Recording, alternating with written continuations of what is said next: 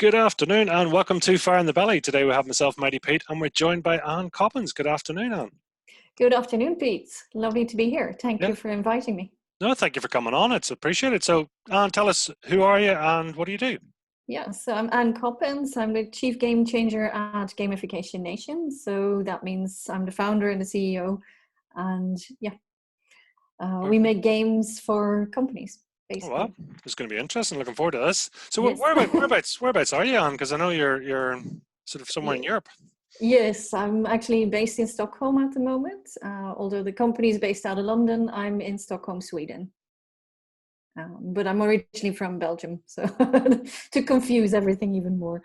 Well, I'm sure we're going to get into that, so look forward to it. So tell me, what does Fire in the Belly mean to you, Anne? For me, it means being passionate about what you do, loving what you do. So if you don't have that, then I don't see the point in doing it. So, it's a case of, and it's something that comes over time, is if you don't have some kind of fire or passion for it, then I question how long will I stick with it. For me, that has always been sort of, if I don't like it anymore, I'll move on. So for me, it has to be driven by passion. So I love the name of the podcast, by the way. It's a great name.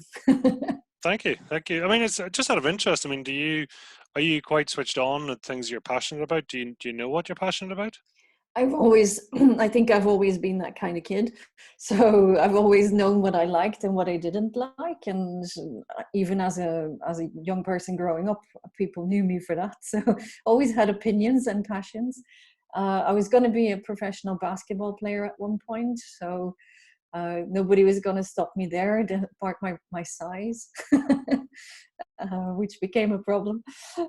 But yes, I do believe I get stuck on something and then really get totally immersed into it. So it's like 200% or nothing. So that's Put it into context. What size are you? You can't just leave us hanging here. 5'3" or 1 meter 63, so not very tall. Okay. But I was this size, to give me credit, I was this size when I was 12, which as a 12-year-old was really tall. So I did play basketball at the time, and at that point I was the tallest girl in the group. And gradually everybody else grew and I stayed the same, and it was like, oops.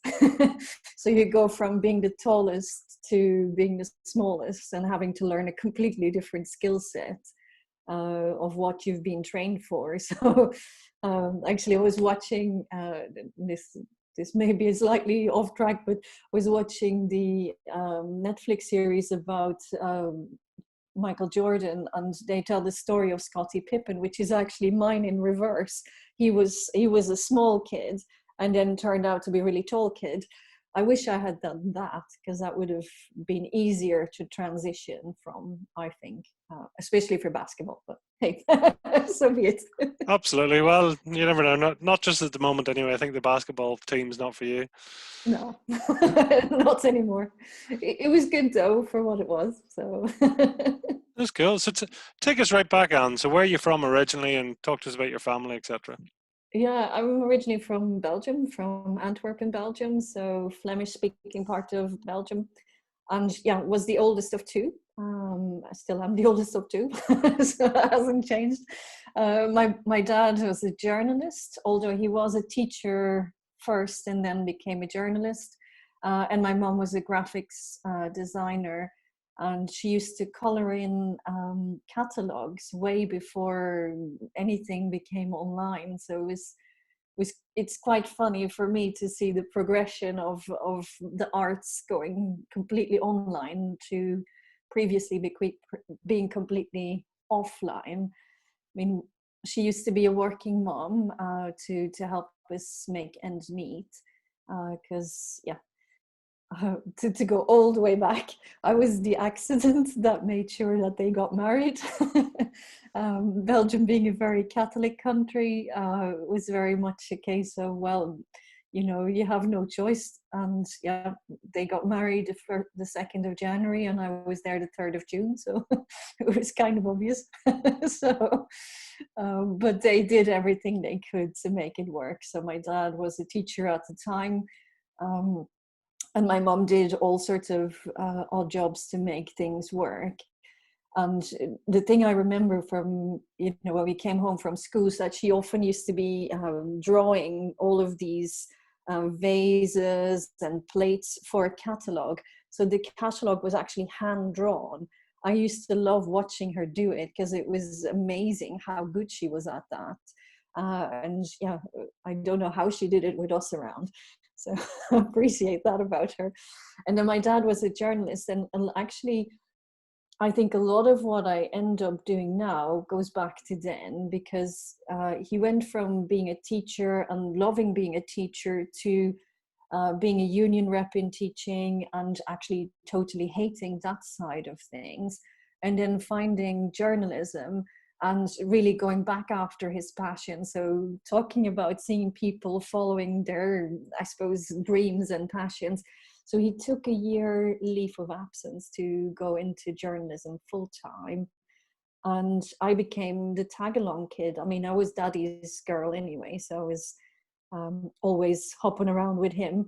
And I think that's because when my sister came along, it was what I was already used to. So there's a year and a half between me and my sister. So I was going to see her in the hospital when, with my dad, I was hanging out with dad during that time. So I think, it's that bond that you create really, really early on that sort of kept true. And he was a sports journalist. So, and then I went along, and that's also how I ended up playing basketball, because he covered basketball as one of the, as they called in Belgium, the small sports or the side sports. So anything that wasn't cycling or soccer, that were the side sports. So that could have been anything: volleyball, basketball, tennis, swimming.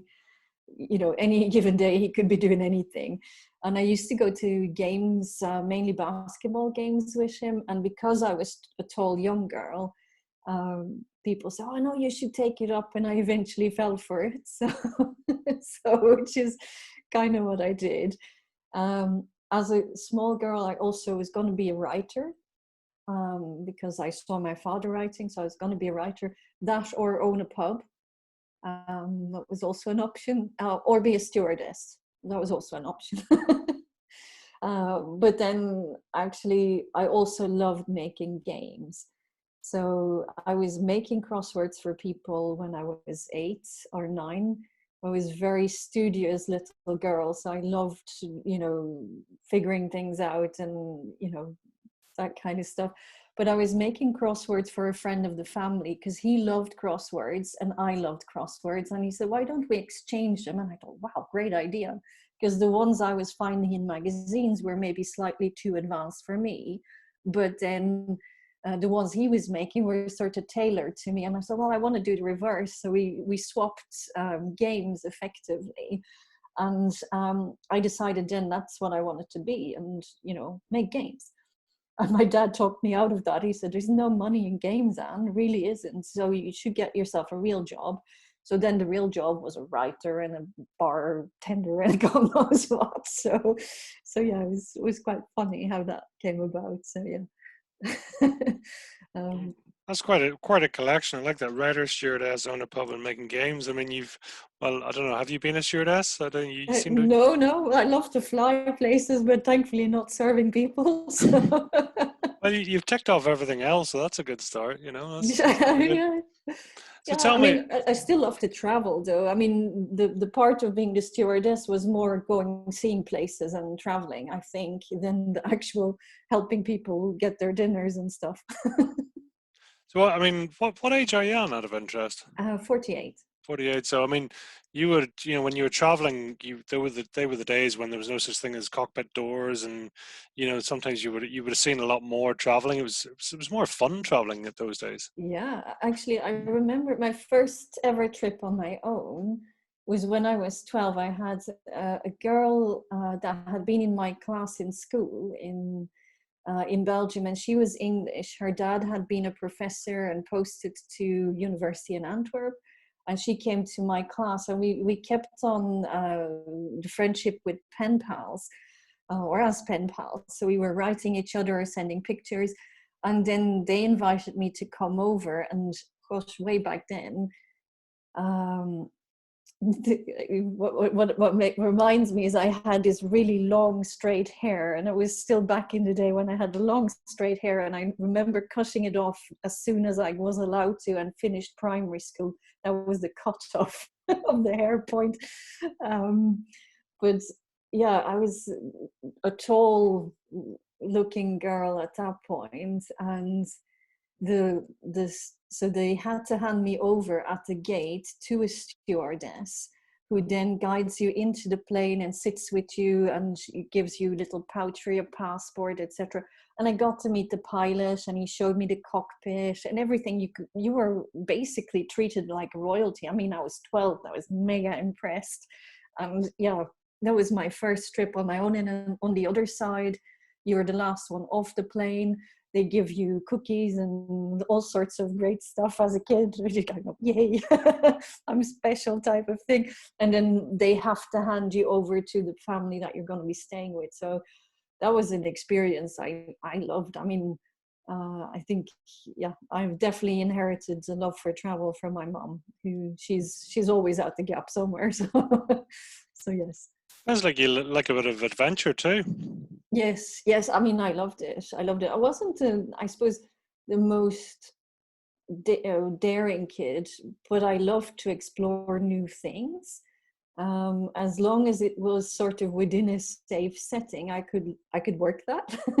So going to see my friend who I knew I liked, I had met her family. That was perfectly within my sort of realm of things to try. But yeah, adventure was always there. Doing stuff that other people didn't necessarily do was also always there. I mean, standing up for what I believed in was very, very strong, even as a 12-year-old.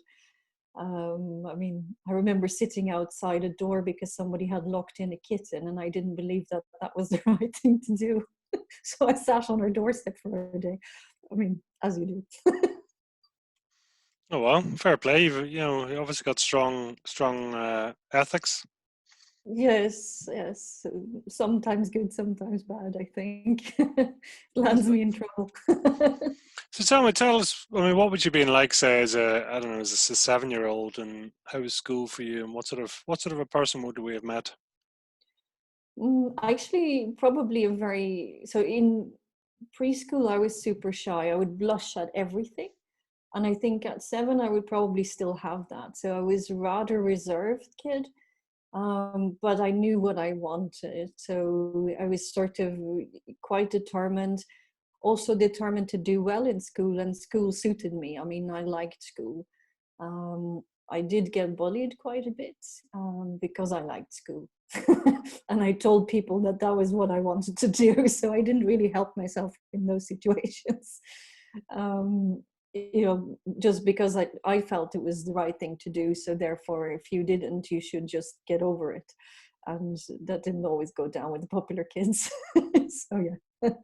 But yeah, I also remember the school that I chose as primary school didn't was not the same. So I went to preschool in a school that would have been an all-girls Catholics primary school. And I told my parents that I was under no circumstances going to that primary school because I was not wearing a uniform, and I wasn't going to an all-girls school.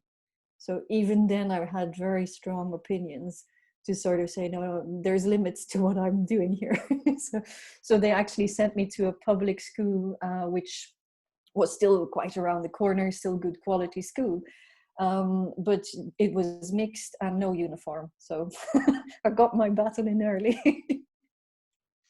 So where does the strong opinions come from? I mean, to have opinions, that strong at that age is quite something. Yeah, I don't know. I actually don't know is the honest answer. I think we were always encouraged to have them, if nothing else. And there was always a lot of debate at home, as to what was good, what was bad. And, you had certain rules. I felt growing up, our family was relatively strict, but strict for reasons. And they always tried to explain the reason. And if you had a good argument, you could debate your way out of the reason. So, so I tried. I learned that. So yeah, it was quite funny. But I think, yeah, I don't know where it originates from, to be honest. Yeah. Would you take after your mother or your father more, would you think? Um, I would say a bit of both. I look very much like my dad and my dad's side of the family. So definitely everywhere I went, they said, "Oh, that's the daughter." Like, yep, same face, same look. Was also a good writer, just like he was, so, or still is, and so that I definitely have from him. I think maybe the strong opinions and the drive more from mom. I'm not sure, because they both did their thing. They both didn't kind of give up, even though they could have easily,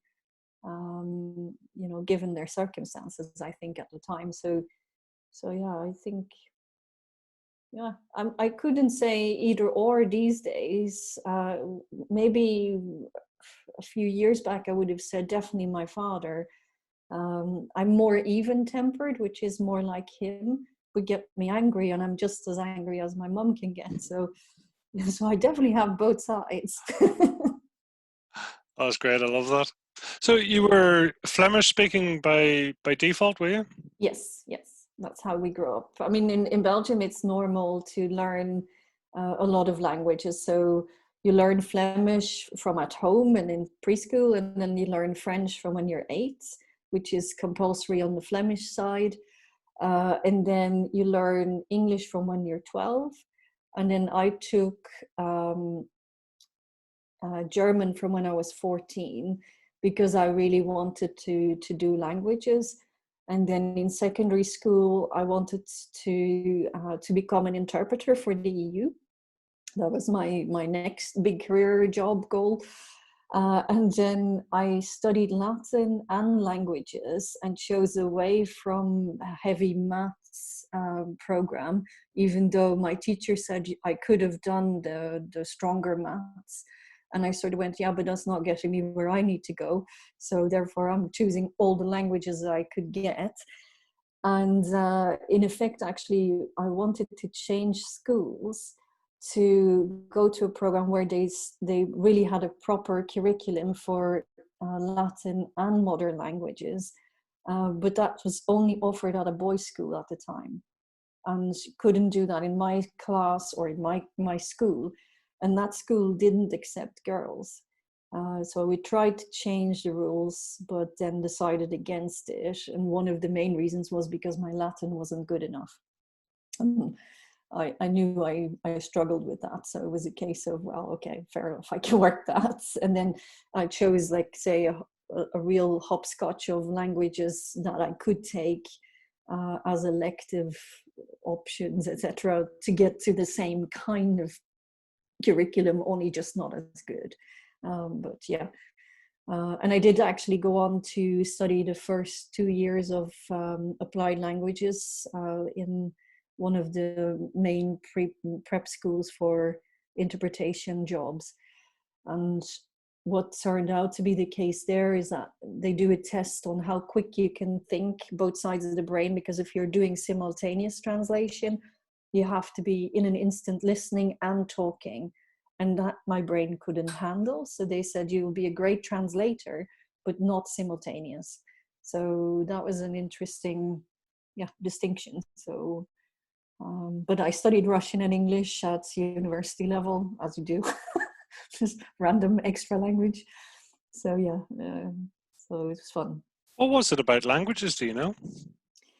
I always thought it was interesting to learn about new cultures, because to me the language didn't just come on its own. And I'm not sure if having my English friend early in primary school had an impact on that, because it's when I got to travel to her family and experience life in England as a child. We went to the zoo, we went to do things that people do. Her dad was a professor in Cambridge, and he took us into the lab one day, and then they were making this voice activated technology, and we completely cracked up the system by feeding it Flemish words. So it just come out with the most randomest interpretations. And one of the funny ones was my sister's first name. So my sister's name in Flemish is Geert, and in spelling is Gerd. And for a lot of English speakers, that sounds like your or something like a really burpy sound. And to feed that into the computer was just funny out. I mean, those little instances I still remember was like, yeah, well, that was funny. So yeah, I think languages and culture for me sort of travel together, and they still do. I mean, I still love exploring new cultures, new things. I mean, saying that my language learning ability seems to have gone backwards a bit. So I'm in Sweden in and out for the last 7-8 years now, and I still struggle with the language. And I don't know if it's age or whether it's just the fact that everyone here speaks really good English. That's tripping me up, because every time I'm trying, and it's like a total victory if I go to a store and I managed to string a whole sentence together and they understood me. I was like, yes, I did it today.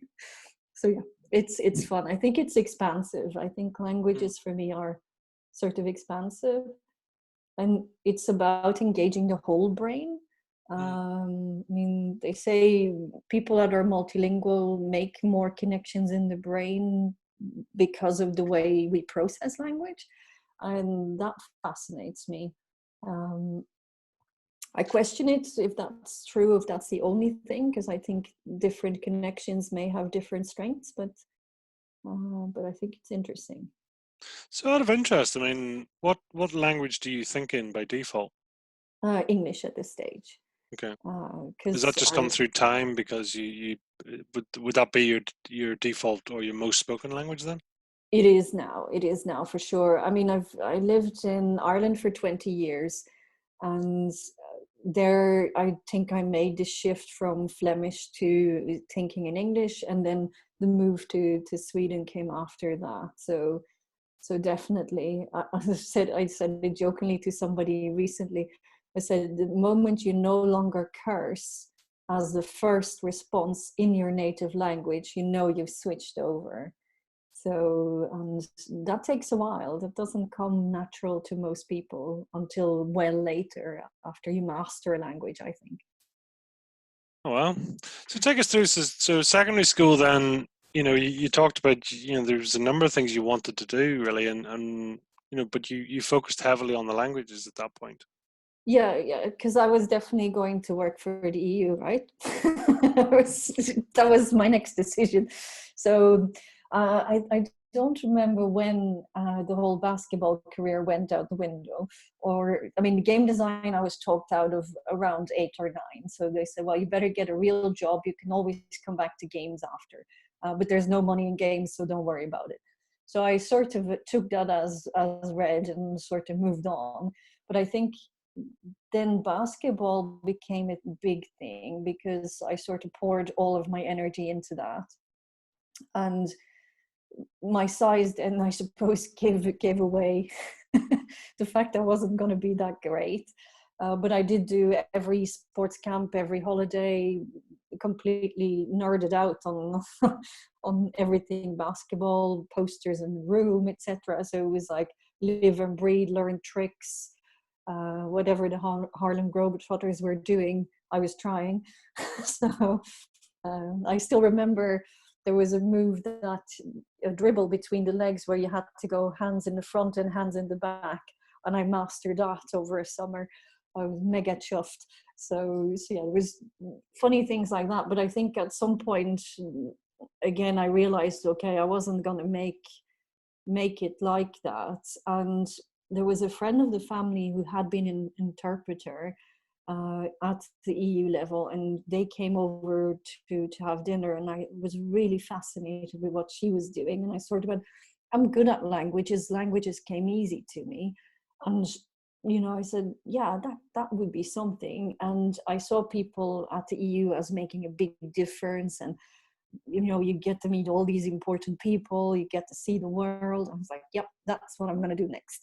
So that's what I was going to do next. It was as simple as that. So yeah, secondary school, I went into, so we lived in the suburbs of Antwerp, and secondary school for me was in the city center, or on the edge of the city center of Antwerp, which meant I had to take a tram every day to get there. And yeah, there's a whole group of people that come from the same suburb that you join on the tram, and we had our little gang that came from my place to school. And the school was associated with basketball. They had one of the main teams of basketball, and I learned to be a coach there. So I started being a coach for the young boys when I was about probably 16. Yeah, probably that. Yeah, I think 16. And I loved it. I mean, that was one area that I sort of felt, yeah, if I can't be a great player, being a great coach would be another great outlet for what I wanted to do. And there, I suppose the love of the game actually came back, because I wanted kids to love basketball, because there was lots of good things about it. It was about being a team sport, and all sorts of fun stuff like that. But I had the little ones, so I wasn't particularly tall, and my kids, the team I got, were all 5 and 6, actually a year or two too young to be in the league that they were in, and they were all table heights. So whatever I had imagined, it was Anne and the Hoovers. That was my nickname, because we created dust. And that's what people said, is like, Anne and the Hoovers is on tour. So, but it was great fun to train them. And I was always dreaming up new stories on how to teach the children, and how to learn running a lane in basketball, how to catch a ball. And, each kid had its own goals.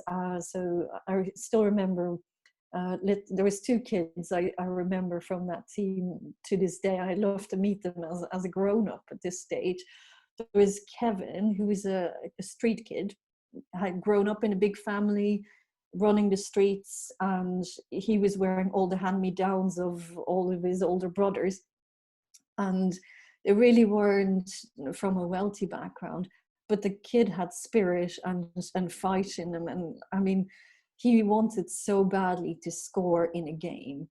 And everything that we did in training was to sort of get him to the point that he could actually master controlling the ball for long enough so he could shoot and get close enough to actually score. And the first score he made, the first thing he did was look at me. And I knew there and then, if I wasn't the first one to scream and shout and be super passionate about it, it would be his moment gone. So I was like, yes, perfect. So he was something I remember. I was like, yes, that's such an achievement, because you teach him from nothing to being able to score. And as a 16-year-old, that was, for me, it was just, yeah, I had majorly achieved something for somebody else as such. And then there was little Tom, again, tiny kid. They were all tiny. And Tom was sent to basketball by his parents because he was afraid of other kids and really shy and timid. And he had the same approach to the ball. So the ball get thrown at him and he would duck or run away or make sure that he was just out of the line of the pass. So his job was to just catch a ball and hold on to it. And I did exactly the same as with Kevin. The first time he actually caught the ball and held on to it, I was his biggest fan and supporter, because I sort of felt, you know what, that's his milestone step. And then he can build on from there. And then we had a chat that was a lot more adept at moving the ball. I said, look, if Tom has it, it's your job to go and collect it. So little Mike went and grabbed the ball from Tom, and Tom for days had this massive smile on him. I did it, and the little swagger that went with it. It was just, yeah, it was sort of that kind of, it makes you feel really good that you managed to pass on that kind of knowledge. That to me was was nearly more amazing than school, because I did well in school. I had to work hard. I mean, I was studious, so our class was sort of split up into three, so our year was split up into three class groups. You had the nerds, the math and science people, and then the not so nerds, the lower end of the scale. And I was actually in the nerd class, but as the nerds went, the bottom of the nerds. so if Anne did good in science, the whole class was in, what? Coppens has an A? It was like one of those situations. And yeah, it was mainly because I wanted to study the languages that I chose away from the heavy maths. And all the nerds were in the Latin group. So it was either Latin and maths or Latin and languages.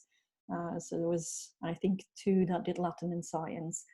But everybody else was very much, defined. And it was myself and another chap that ironically both loved basketball. And we traveled together to different lessons. But in language, I could beat most of them. In maths, I was okay. But in science, they wiped the floor with me. And in Belgium, you have a system where you can't choose away from topics. So you have to carry everything to the very end. So yeah, the only way I could do science was to study seriously hard and hope for the best. So yeah. But yeah, the school I went to was a sister school to where my dad has been teaching. So some of the teachers knew my dad. And because we look so alike, he always had, you're Coppens. You're that Coppens. And you kind of go, oh, God, I want to be Anne Coppens, not daughter of Coppens. So there was a bit of that at times. So yeah. What did your father teach out of interest? He taught an eclectic mix of things. His first subject was Dutch language, so everything to do with grammar, vocab, history, and religion, of all things.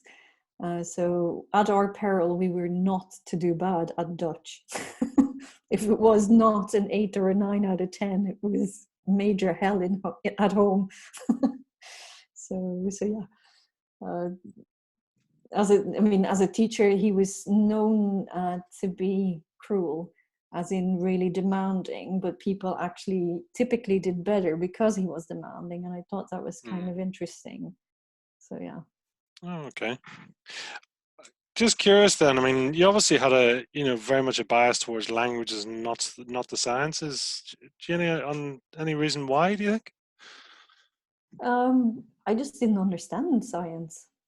I could understand language, as in I saw a real good purpose for that. Travel, get out of things. So yes, whereas science to me was too abstract.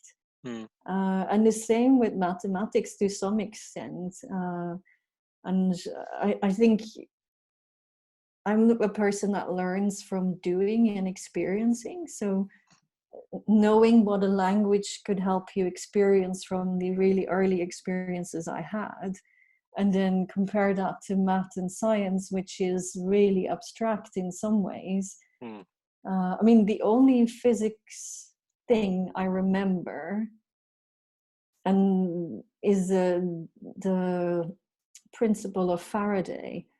And that was purely because this boat had capsized outside of the harbor of Zeebrugge in Belgium, with all of the deaths and everything that went on.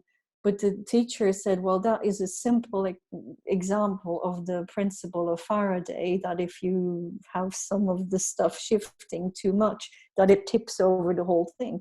And that's the only thing I remember, because it was really visual, and I could, now I get the principle. So if more stuff was explained like that, I probably would have had more interest in it, I think. And maybe that's, that makes sense with games these days, is I try and conceptualize what does that mean. So we do a lot of making of games around really highly conceptual things like cybersecurity, for example. For a lot of people, that's a black box somewhere in space. But in reality, it's a whole bunch of things you control. And yeah, to make that real and to make people experience that I think stands to me now because of, yeah, maybe the things I didn't understand as a kid. So yeah.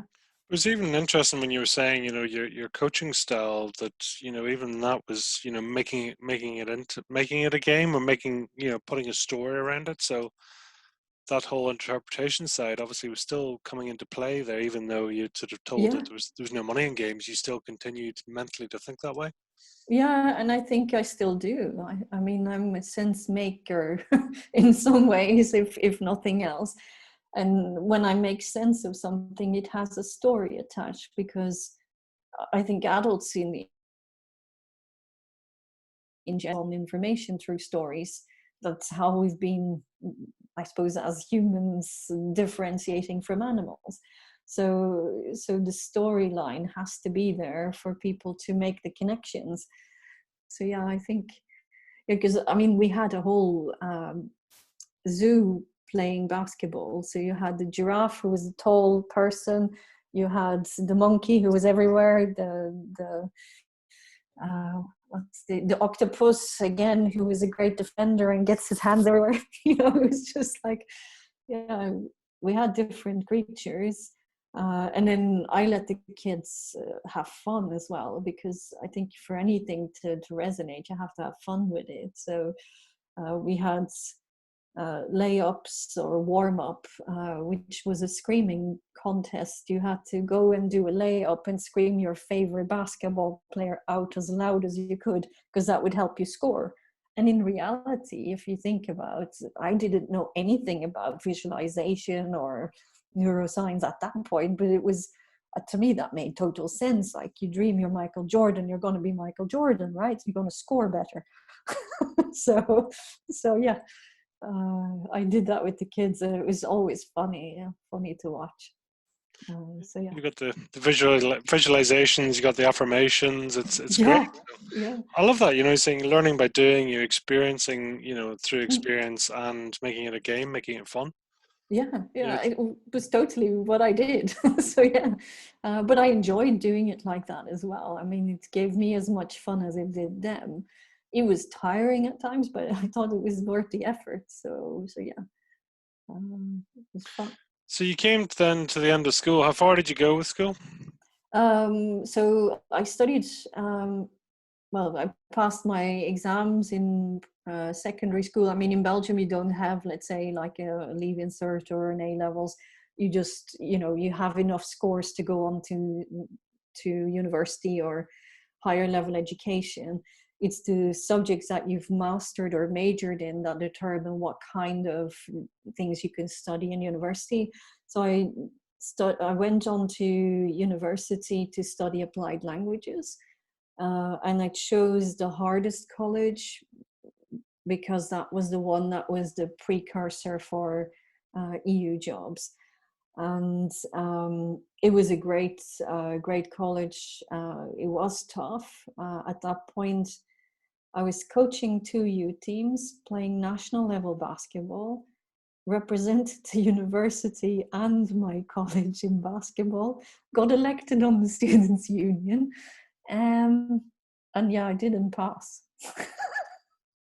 To someone's surprise. Oh dear. Yeah, that was like just mission impossible. Well, it So wasn't for lack of trying. You were certainly trying hard and doing plenty.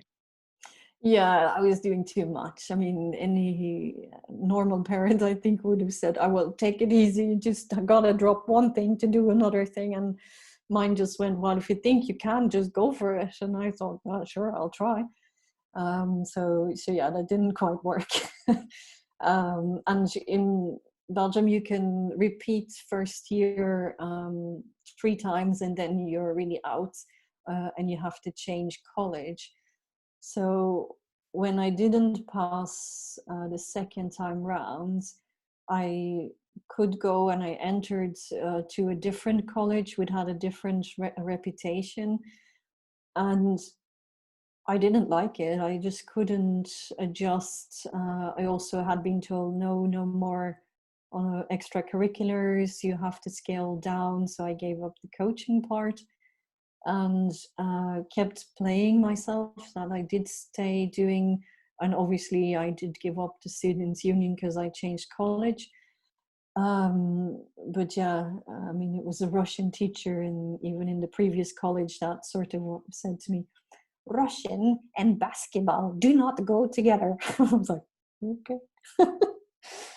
Or Russian and students union, that was the thing.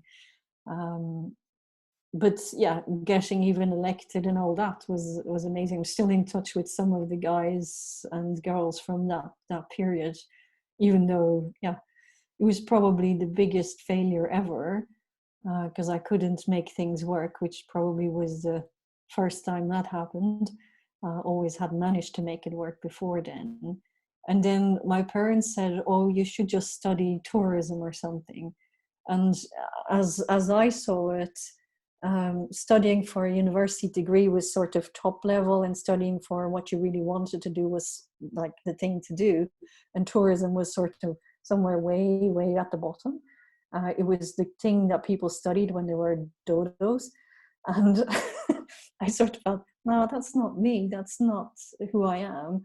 Yet, probably, given all the rest of my experience with languages, it could have probably been good for me. But I didn't want to do that.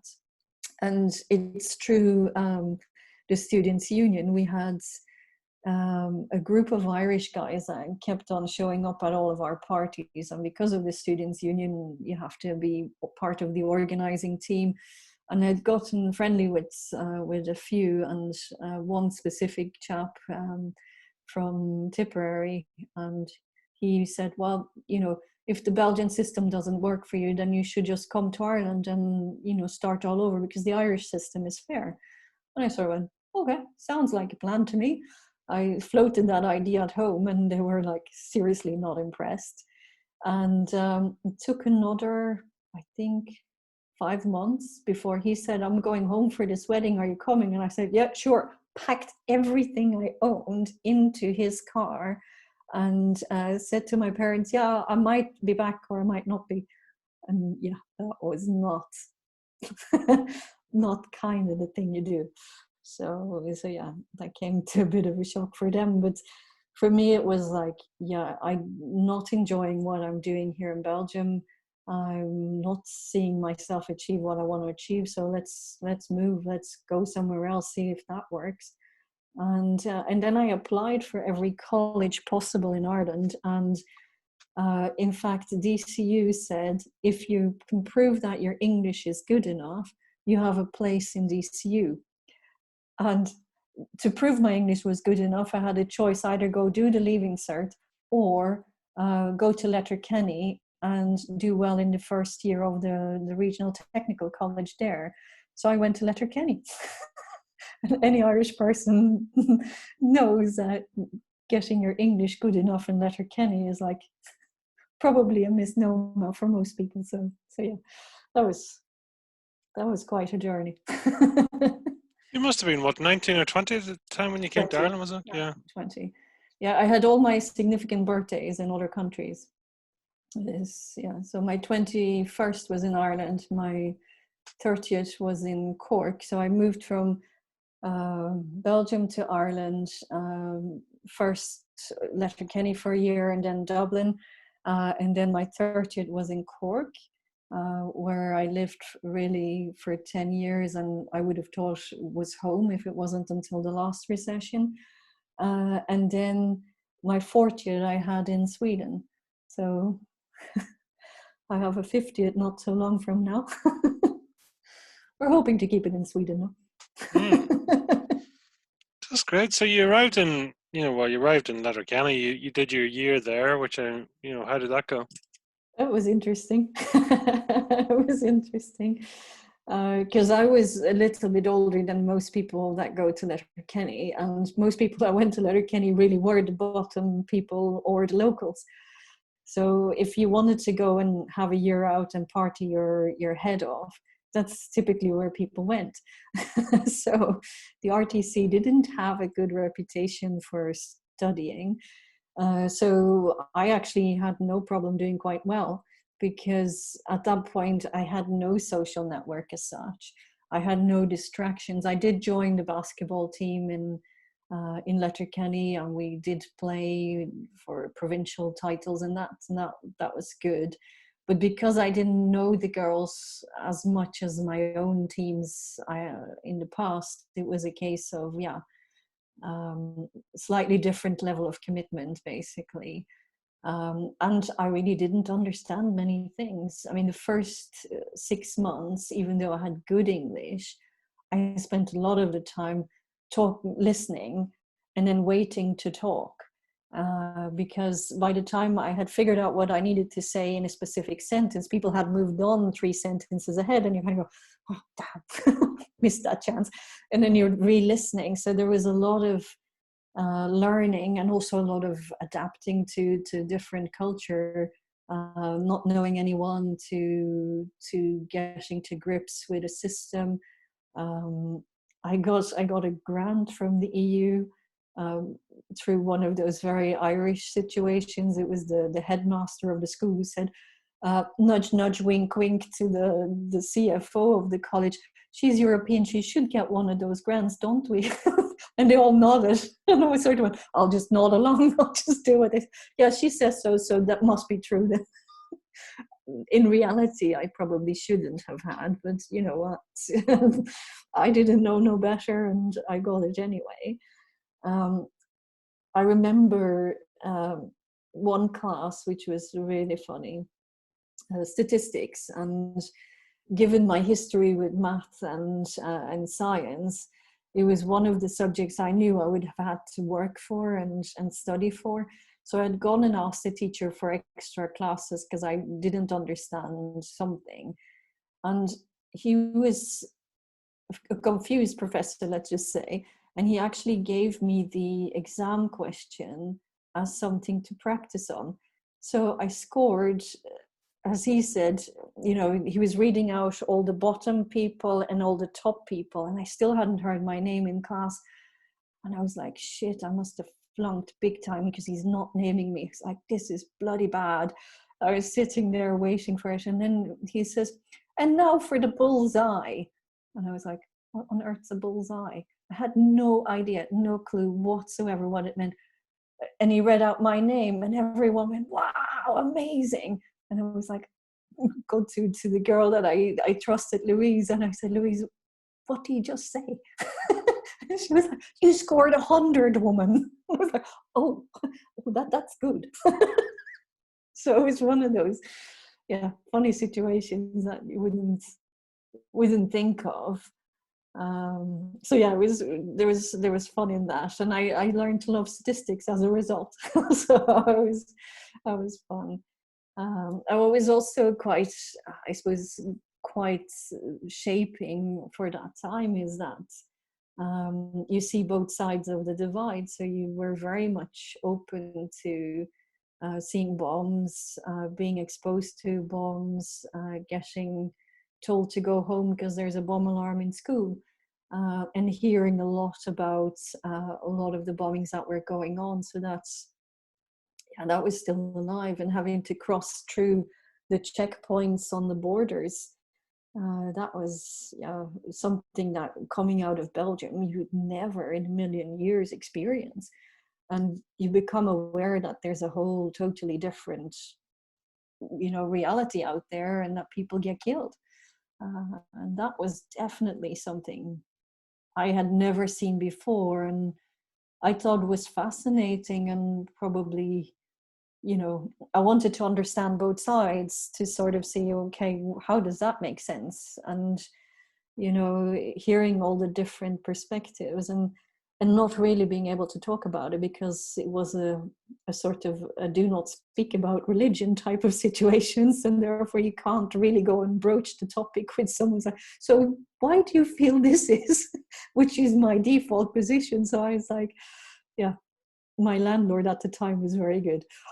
She was very diplomatic. She sort of went, we can discuss it here, but do not take this outside. Like, okay, we can do that. I can work that. So yeah, it was amazing. That time, did you commute back and forwards, back home much, or did your parents come over? Or I know things were a bit strife then, because I had left without permission. And as my sister would have said afterwards, they had gone from we're going to stop her, she can't do this, to, well, we can't, she's over 18. And yeah, they basically said, well, she'll have to work for everything herself, which is effectively what I did. I took every job possible, and my commute was actually to my then boyfriend in Tipperary and his family, who had 17 children, or some ridiculously high number when you come from two family situations. In Belgium, they lived on a farm. Everyone was welcome. You just shoved in, and that was just the way it was. It was, yeah, a totally different culture. And it was my grandparents that I stayed in touch with on my dad's side, and I wrote them regularly. I did speak to my family, but not as frequent. And I did go back uh, through the holidays to make money, because I could work in my mom's farm for a month and my dad's farm for a month, where they worked. So yeah, I did go back there, but yeah, it wasn't necessarily the supportive family structure that I was used to up till then. They were really not inclined to support me, and kept asking me to come back. mm, And I was more determined than ever to make it work, to show them that I could make it work on my own, because I felt I had to make up for that massive failure in Belgium of not passing to get my dream on the road. So yeah. So I studied marketing and languages in Letterkenny, well, and on later in DCU as well. Um, so yeah, my I felt my degree ceremony, where I did invite my parents, and by then we were in better spirits. It was sort of a, see, I've done it kind of uh, ceremony for me. I'm not sure they saw it like that, but I sure felt that. It was like, you know what, I did this anyway. So there was so how long were you in Letterkenny then? a year, really a year. So for as long as term lasted, and it started off with a bang. When I was moving there, me and my boyfriend had a car crash in the car that drove me across, and did a few loops over a bridge and ended up in a field, only for a truck passing by and taking me to his family. Um, we could have been sitting in a field for ages. So yeah, we that started with a bang, and then ended with, very very subtle. I passed. I got my entry into DCU and went there. So the next year I was in Dublin effectively. So straight into Dublin, then you were doing marketing languages. Was it general language or multiple languages or? Majored in French and minored in German. So uh, my major in French was sort of my easiest subject. I mean, in Letterkenny, I used to have to read out all the sentences because I spoke better French than the French teacher. Poor. I mean, I loved her. I mean, she was lovely. Libby, she was called. I liked her a lot. She was a lovely lady, but when she spoke French, I hadn't a clue what she said. And she sort of felt, you know what, your accent is better than mine. Why don't you read and I'll explain the reasons? I was like, yeah, we can do that. So yeah. Um, so I had more years of French than most of the people in my class, because yeah, that's Belgium for you. And in university, we had pretty much only French native speaking teachers. So that was still interesting and more challenging.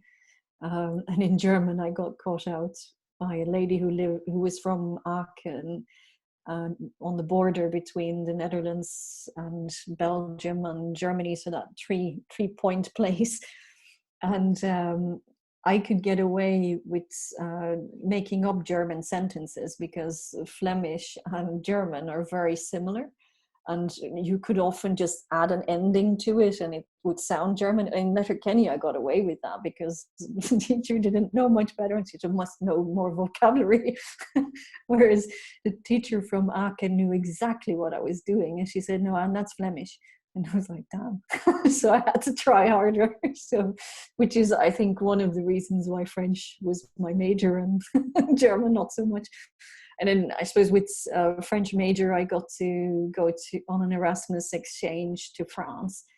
So yeah, I went to Reims, to the Champagne capital of France, and worked as a guide in the Champagne house, which was a major interesting experience. I love that. I still, yeah, great memories from those days. I'm sure a lot of people will give their right arm for that. Yeah, exactly. But I got it because of my languages. So I got the tour guide job. They were looking for people with minimum 3 languages, and at that point, obviously, I had Flemish and Dutch. So Flemish and Dutch are one and the same language. We just pronounce it slightly different. And then German and English, and then you had to have French to take the courses, but they would only ever let natives do tours in the native language, which also made sense. Okay. Yeah. So I had the other ones. So how long did you do in France then? Just a year. So that was an Erasmus exchange, and yeah, that was purely to finish the degree as such. And I mean, that year my granny died. I remember that, which coincided with my marketing lecture coming out. So the way the Erasmus year worked for DCU and for the degree there was that you did your thesis for your degree or started it at the point of being away on your Erasmus year, and then your marketing lecturer would come over and come and help you and sort of set you up with, look, this is what you should do, shouldn't do. And the same with French, because we had French major and marketing major, so you had 2 theses. And the French one I wangled to do on my own. Normally it was supposed to be teamwork, and I sort of said, well, I have a full-time job, but I can't really do it. So they let me do it, and I made it about the history of Champagne and how to market luxury goods of that nature. So that went really well. But then the marketing one, the lecturer came over probably around the same time I was on my way to the funeral of my grandmother. That was significant because I was super close to that granny, and I was doing guided tours, and that was an interesting story, an interesting experience. So that was the granny that stayed in touch with me all the way through Ireland and moving there, etc.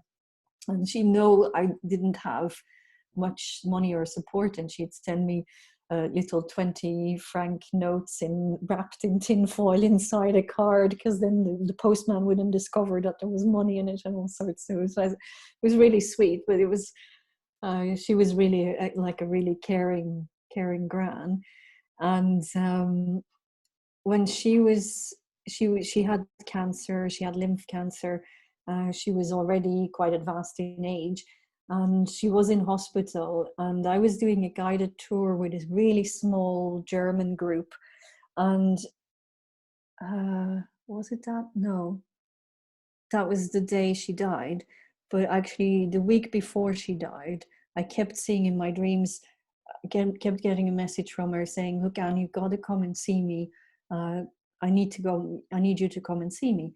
So Reims is about 4 hours drive in a car from Antwerp. So I took some time out of university, and I rented a car together with my then still boyfriend. And I said, look, let's drive up to Antwerp. I need to go there. We need to go see my nan. And so we did. And that was a really kind of meaningful experience in my view, is that when I went into the hospital room, it was as if she felt at peace, and there was a whole sense of peace that came into the room. It was an unnatural kind of, yeah, experience, but everybody that was there felt it. And she, for the first time in days, tried to eat something she hadn't eaten in days, and she knew it was her last sort of time, I think. And she sort of tried to make sentences and tried to sort of give a positive message, because that was my grand. She was always positive, always looking after everyone else, not really as much. She used to take old people on the bus to Lourdes when she was in her 70s. I mean, she was often the oldest on the bus.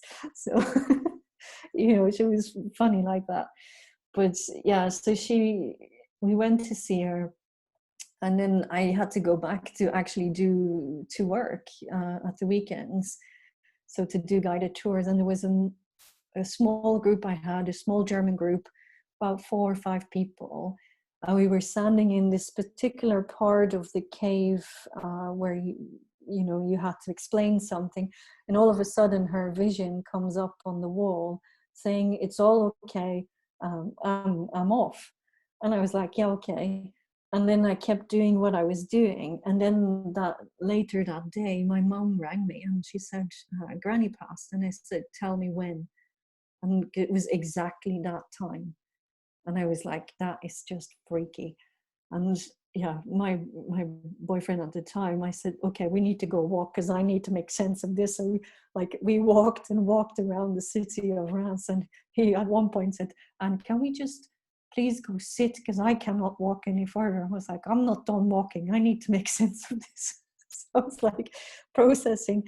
And then my teacher was supposed to come to see us all in Reims in the school. And I was on my way back to Antwerp on the train that time, and we met in Paris. And he said, "Look, Anne, I can't believe, or I can't tell you what you're going through. If you need anything, just ask me for anything. Just ask for books, anything, whatever you want. You basically have go ahead in anything you want."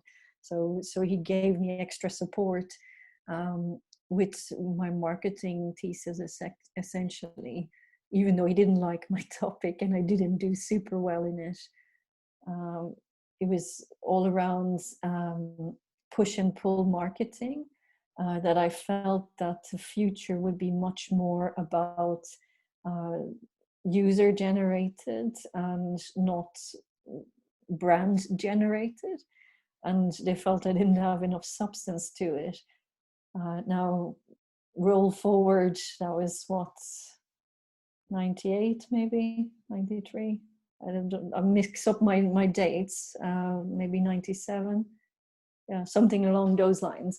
And back then there was no social media to speak of. There were no channels. So roll forward.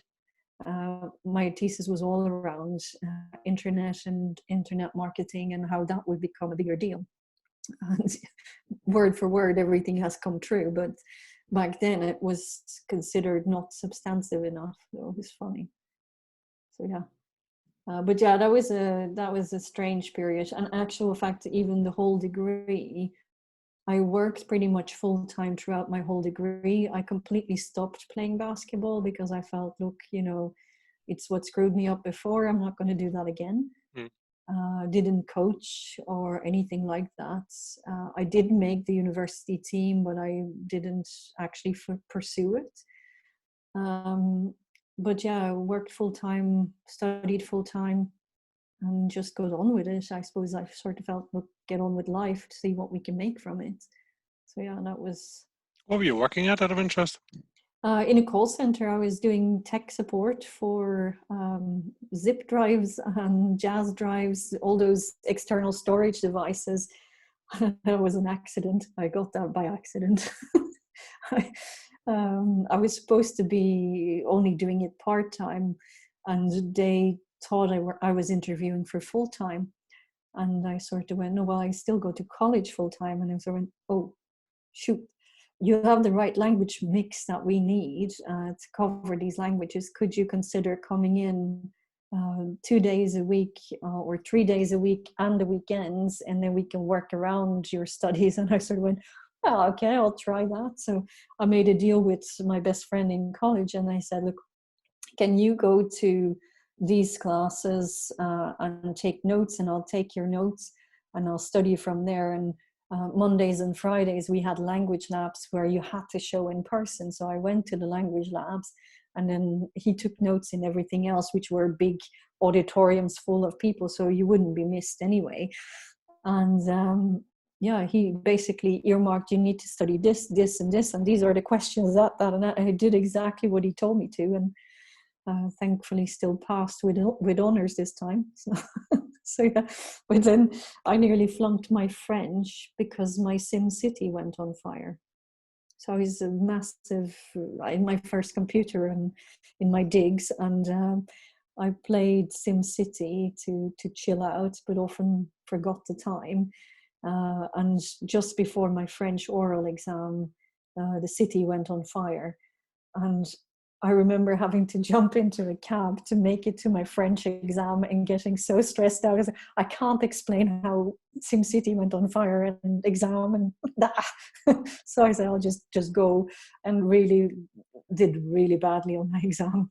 I should have done okay, but I didn't. It was just like a big mess up. So yeah, it was funny. Oh wow. So I mean, so by the time you'd actually, I mean, two theses as well. That's a fair chunk of work. So Yeah, yeah. you must have been 25, 26 at that time, were you, when you got through? Yeah, about that. Yeah, Hmm. 26, 26, 27. I mean, yeah, around that. Yeah, about that. And then I wanted to take a job in management consultancy. That was my next career choice. So I stayed with the tech support job for a while straight after college, because I sort of felt, well, there's no point in rushing out and taking the first thing that just jumps to mind. Just make it something you want to do. And I had said, management consultancy sounds good based on what career guidance people had sort of said. And my trick there was I had a police FO file where I had basically applied.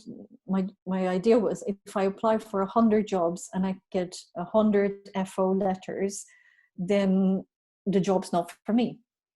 And I got to 37, and job application, I think 27, offered me a job. Even though they had already turned me down once, they all of a sudden had won a project and then needed people with languages. And yeah, I flew over to London for that, and sat reading the paper, waiting for the interview to start. And the MD, which obviously I didn't know he was the MD, came and sat with me, and he said, "What do you think about that?" And I said, "Oh, I think it's this and that and the other." I had to give my opinion. And he said, "Oh, just for the record, you're hired." And I went, "I had a 5-minute conversation with you. What do you mean you were hired?" Yeah, you're hired. I'm the managing director of the company. You just need to persuade the other chap who speaks your languages that, he needs to hire you too. I was like, oh, okay, fine. So that put a whole completely different perspective on the interview. And I did actually get the job, and did work as a management consultant for a few years. So yeah. And I did enjoy that to some extent, because you had a lot of freedom. I was on the road pretty much 24/7. Around the time of my oral exams, my then relationship had broken down, which also didn't help the whole stress situation at the time. So I was a melting pot anyway. Um, so I know crashing out straight after the exams with pretty much a nervous breakdown from doing too much, and then needing the time to readjust. And then this job came about and actually gave me a great thing to focus on. So I got out of Dublin every Monday, came back every Thursday night or Friday, and yeah, lived just up the road from Bertie's pub, and was there when Bill Clinton was there. So there was all sorts of funny stuff. I remember lived very close to Croke Park, so you saw all the GA teams coming and going, often having them picnic outside my window with their flask of tea and the sandwiches. So yeah, it was. I mean, I still have lots of fond memories of that. So So yeah, and it's management consultancy. When that firm didn't do so well, I went to work for Arthur Andersen, also in Dublin, also in management consultancy. And yeah, that set me up for a much more corporate, like more strict, more organized. And I'm not sure if that suited me fully, but I did love the work I was doing. So I think things happen for a reason. What sort of projects did you do out of interest? So the first one that I was hired for straight after college was actually a big change management project. Where I don't know if you've ever heard of the chain. It was CNA, which was a clothing chain owned by a family in the Netherlands and Germany. And basically, they shipped us out to Germany. There was a whole group of us starting, and the company took a perspective of that. Well, they either sink or swim as consultants, and those that swim will keep on, and those that sink will say goodbye to. And I was one of the ones to swim. I remember being assigned to an area with a guy from Stuttgart, a manager from the Stuttgart store. He was very well recognized, in his late 50s, and he saw this young whippet of 20 something showing up, and he's like, she's going to tell me what to do. So I had to earn his trust and respect. And in reality, listening to people and understanding each side did always come natural to me. So in some ways, I was doing what I was always doing, is, helping people through change from where they were to where they needed to be. We had some program that we had to work through. So yeah, my strong point was actually getting people to buy into the change that they needed to make. And I made that happen for his region, and then they gave me a bigger region of Germany, made it happen for that. And then I was the third consultant to take over Belgium, because the company had kicked two senior consultants out of Belgium before, because they didn't understand Belgium. And turned out one of them was Scottish.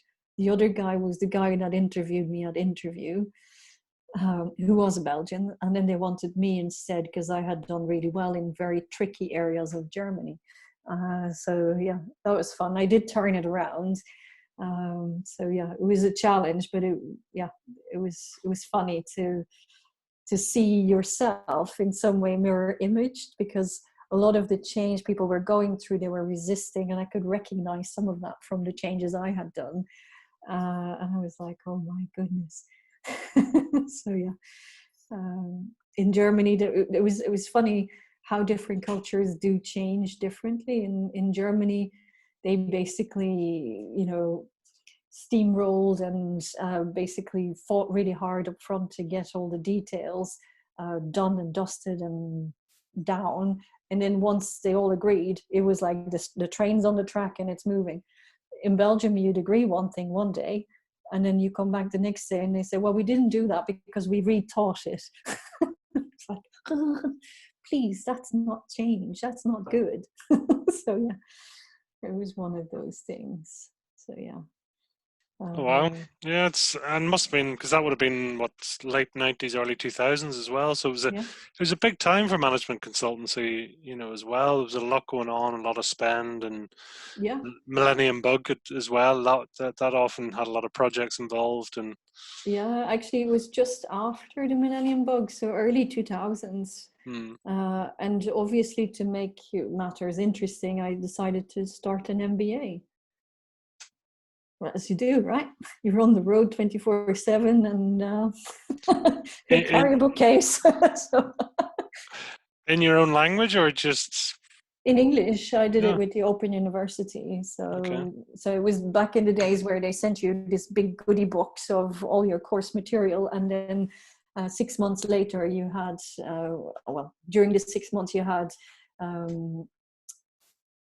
days that you had to show up at weekends, and you had to do essays, and then at the end of the 6 months you had an exam. So over 2 years, I think, I took my MBA, and that was all whilst pretty much doing consultancy full time. I left Anderson the time of Enron. And that was an interesting time to see a big organization fall apart. I experienced Enron from the inside of Arthur Andersen, and you could see partners nervous for no reason. And it's only later, after years later, when the movies came out about it, that you really could put into context. I was like, that's what happened. Because there was this hush hush in lots of meetings in lots of corners, and you don't know what you don't know, but you know something's up. So yeah, it was an interesting time, interesting experience also. So yeah. So what did you do then? You left Arthur Anderson and what did you head off to? Yeah, so Arthur Anderson's last project sent me to Cork, and that's how I ended up in Cork. So you just forgot to come back. Yeah, I just didn't come back. Actually, there was one manager in Arthur Anderson who didn't like foreigners. And what I didn't know at the time is that he had tried to bully somebody out before, and he tried to do the same to me. Only I stood my ground a bit more, and actually he had no evidence. If he had waited a little bit more, he had evidence, I guess, or could have manufactured evidence. But basically, he set me up to fail in a project and made it my fault that the project failed. And it was not on record. So, and I remember going into the managing partner, who was a known bully at the time. Everybody around the firm knew that, including HR. And he basically said, well, Anne, you and I know both what this is about. And I sort of went, well, actually, I don't. And I played dumb. I had some people in my support network that were supportive of me and had sort of said, no, you go in stupid. And I sort of went, I can do stupid. And, I sort of went, I really don't understand. And I feared for my life. I thought he was going to throw a chair at me. The man exploded. He said, well, you and I both know you're not up to this. And I said, what do you mean? Yeah, you're not up to this. You really can't handle the job. And I was like, well, what do you mean? I said, I've had good reviews from this manager, good reviews from that manager. I don't see who has told you different. And he went, well, get out. And I was like, okay, I'm gone. And that was just before my MBA final exam. So 2 more exams I had to do. And I knew I was being hung out to dry, and it was pretty damn clear.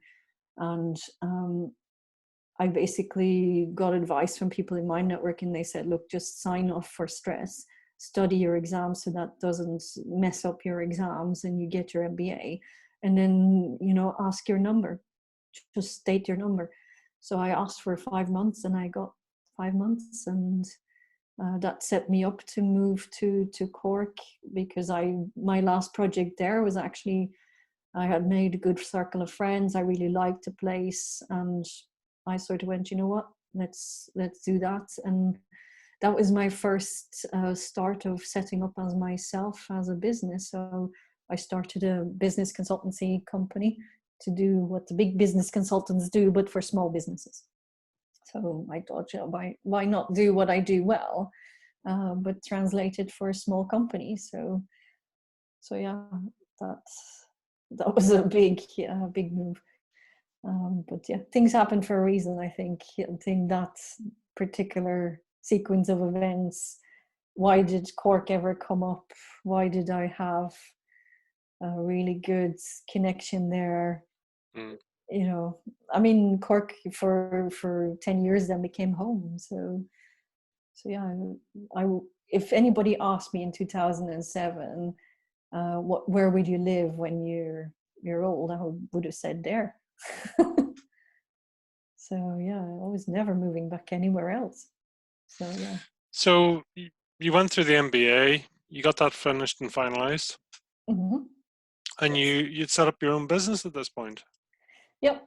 I set up ACE Consulting, which was Anne Coppens Enterprises Consulting, something like that. And then, got some projects, designing training courses, doing some change management and time management. Um, Over time, got contacted um, to become part of a franchise network. I explored that, couldn't afford it, explored that. Did go on a course to take up the training in Australia and attend a conference in New Zealand. So it was, with Brad Sugars of Action International.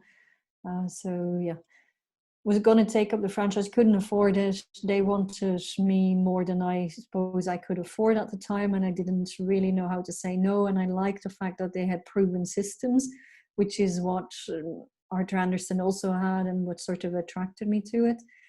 And yeah, that didn't work out as well as it should have. Basically, I left acrimoniously there. And I still set up Bright Business Coaching, so renamed Ace Enterprises, which was linked to that, to Bright Business Coaching, and then really went for proper business coaching and did relatively well out of it.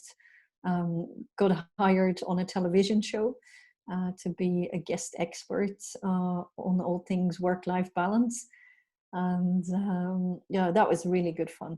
And that sort of rekindled my whole passion for the whole game type of things and the game-like way of doing it, which I know during consultancy work, when I was left and given freedom, that's what I did. But when I was questioned, I couldn't use it because to the manager, it felt I was being unprofessional. I mean, I know in Arthur Andersen, I was questioned. So you chat with people? Like, yes, I chat with people. Why? And I said, well, I have this theory, and this was a senior manager at the time. I said, I have this theory that if I launch a rumor and it comes back to me in 2 weeks, then the message of change and communication has spread. But I said, it depends on how it comes back, whether we know we need to do something about people's feelings or not. And I used to do that. And he went, well, that's very unprofessional. And I was like, but it works. And it did work. And actually the company this was for, actually Arthur Andersen got walked off the premises because they didn't deliver on the project.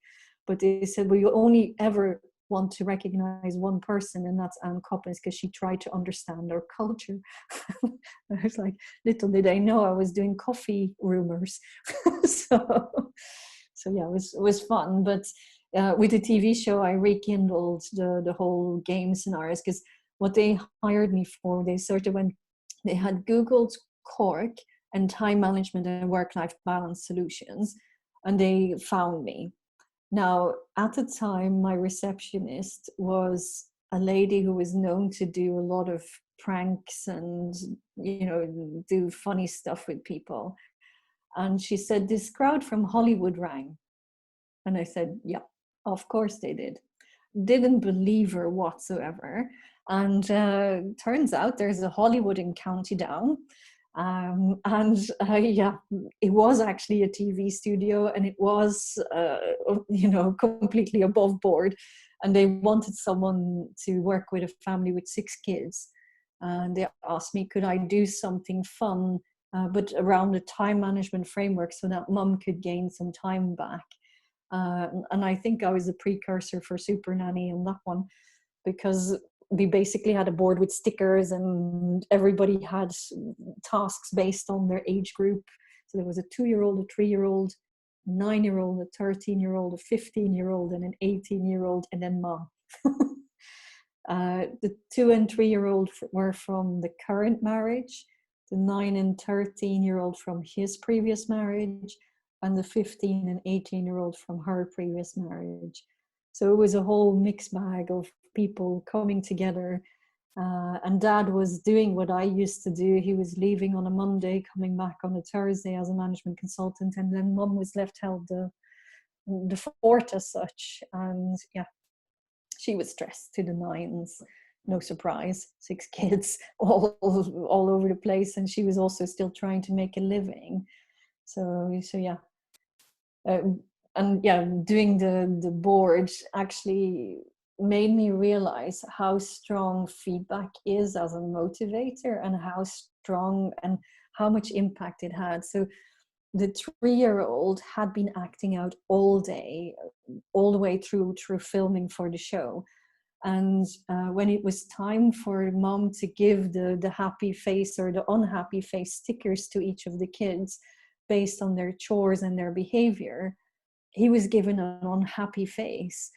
And I still to this day can remember his little face and how he pleaded of not wanting to get, and he was going to be good forever after, and not mom and this and that. And I said, wow, what have I done? How much impact have I had on this little kid? Because I also knew from having coached these young kids a little bit older than him, that was like, I could have a positive impact. And this was so devastating. But I guess in some ways it proves that feedback is so powerful, and that we need to learn in some way. But yeah, so that was, I think, my circling back and bringing my whole context back to adding games into business, etc. Because to me it was driving change, but with playful ways of doing it. I mean, there was other examples in that show, like a farmer who had, I said, look, if you worry, his problem was to worry too much.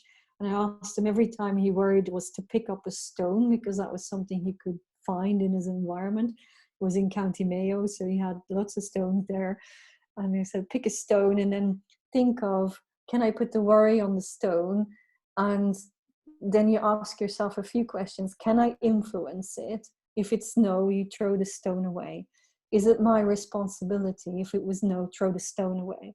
If it was, I can influence it and I have control over it, well, then keep the stone and do something about it, or do something about it there and then. Turns out he had stones everywhere after a while. So but yeah, those were the kinds of things I was doing. So much so that the TV crew told me, look, we don't want you to go in anywhere until we arrive, because I usually arrived a few minutes before them. And because whenever you do, you have impact, and we don't want to lose 1 second of it. And I was like, okay, no problem. So I used to sit in my car waiting for them to show up. But yeah, I used to love doing that, and that's what I think most of my personal clients in business coaching liked me for, is that I got unusual metaphors, unusual ways of, I mean, I had people doing limiting belief funerals with little boats on the river and everything. I had fire burnings of bad thoughts and all sorts. I mean, yeah, you name it. I did at that point also study NLP at some point, as you know, to add to my toolkit of tricks as such. But yeah, it was fun. It was it brought the two together. So to have that great thriving business and sort of being at the top of my game in probably 2007 2008 when the TV show was going live, and then 2 years later to having to close that was really hard. I had built a team, I had hired some more people, and yeah, it was devastating. And I think I went through a 6-week blur or a 6-month blur that I don't recall anything. I was kicked out of my BNI group for being negative, and never forgave them, I can tell you. I also will never go back to a BNI group of any sort. um, but I had, at that point, been the biggest contributor to the group. And some of the strategic decisions that had been made in the group to expand, and bring in as many people as possible, I felt was a crazy decision, when some people in the group were not benefiting even from the small group that we had. And I sort of felt we need to fix the small group first before we go expand, because we're only expanding the problem. And yeah, being vocal about my opinion didn't kind of play well there, and I was basically kicked out by one of the nicest guys in the group. which I thought was real poor leadership. Whoever was in charge sent the nicest person of the group to come and do this. And all the people that had benefited, they had calculated how many people or how much people had contributed. And at that point, I had contributed over $1 million's worth of business to various people in the group. And yeah, I felt that was a kick in the teeth. And I sort of went, well, what do you value more, results or expansion? And it fell on expansion. And I sort of felt, oh, yeah, I was bitter over that. And I really went into a mode that I don't recall much of. I was heavily involved in Rotary as well, in the Cork region. So I was in the Cork City Rotary Club. And those guys, in fairness to them, were amazing to me. They basically sort of went, look, Anne, we know you're not doing so well with the business, but every Monday you're just going to come and you're going to eat with us. And it was often the only hot meal I had that week, because I was financially, I was in dire straits. And my business was tanking like crazy. For whatever reason, I could turn other people's businesses around, but not my own. And I was like in this place where I couldn't really give a shit, to be fully French about it. And, you know, it was often the only thing I got dressed for that week as well. It was, and they didn't know that at the time. I still don't think many of them knew that at the time, that it was as bad as it was. And I remember I used to do lots and lots for Rotary. Was one of the things where I could give without there being some nasty repercussion somewhere. I used to be head of youth for the whole of Ireland. I was head of youth for everything in the club, and organised all sorts of fun events for young people, including an event called Youth Leadership, which was bringing together kids from the south and kids from the north. Now, it was a long-standing program, so I was just another facilitator on the program. But when you had responsibility for being head of youth for all of Ireland, because Rotary is one of the few organisations that spanned all of the counties north and south of the border, and you know, creating an understanding of what is it like to be a politician in Northern Ireland, in Belfast, what is it like to be a politician in Dublin, and then taking that whole group together over to Euroscola, which is the European Union Parliament in Strasbourg, and getting them to play European Parliament for a day, was always an amazing transition for the kids, because it's the first time they meet in Belfast. After a few days, they say, you're the same, but different, but the same. So they start to realize that in reality, they're all just people trying to find their way.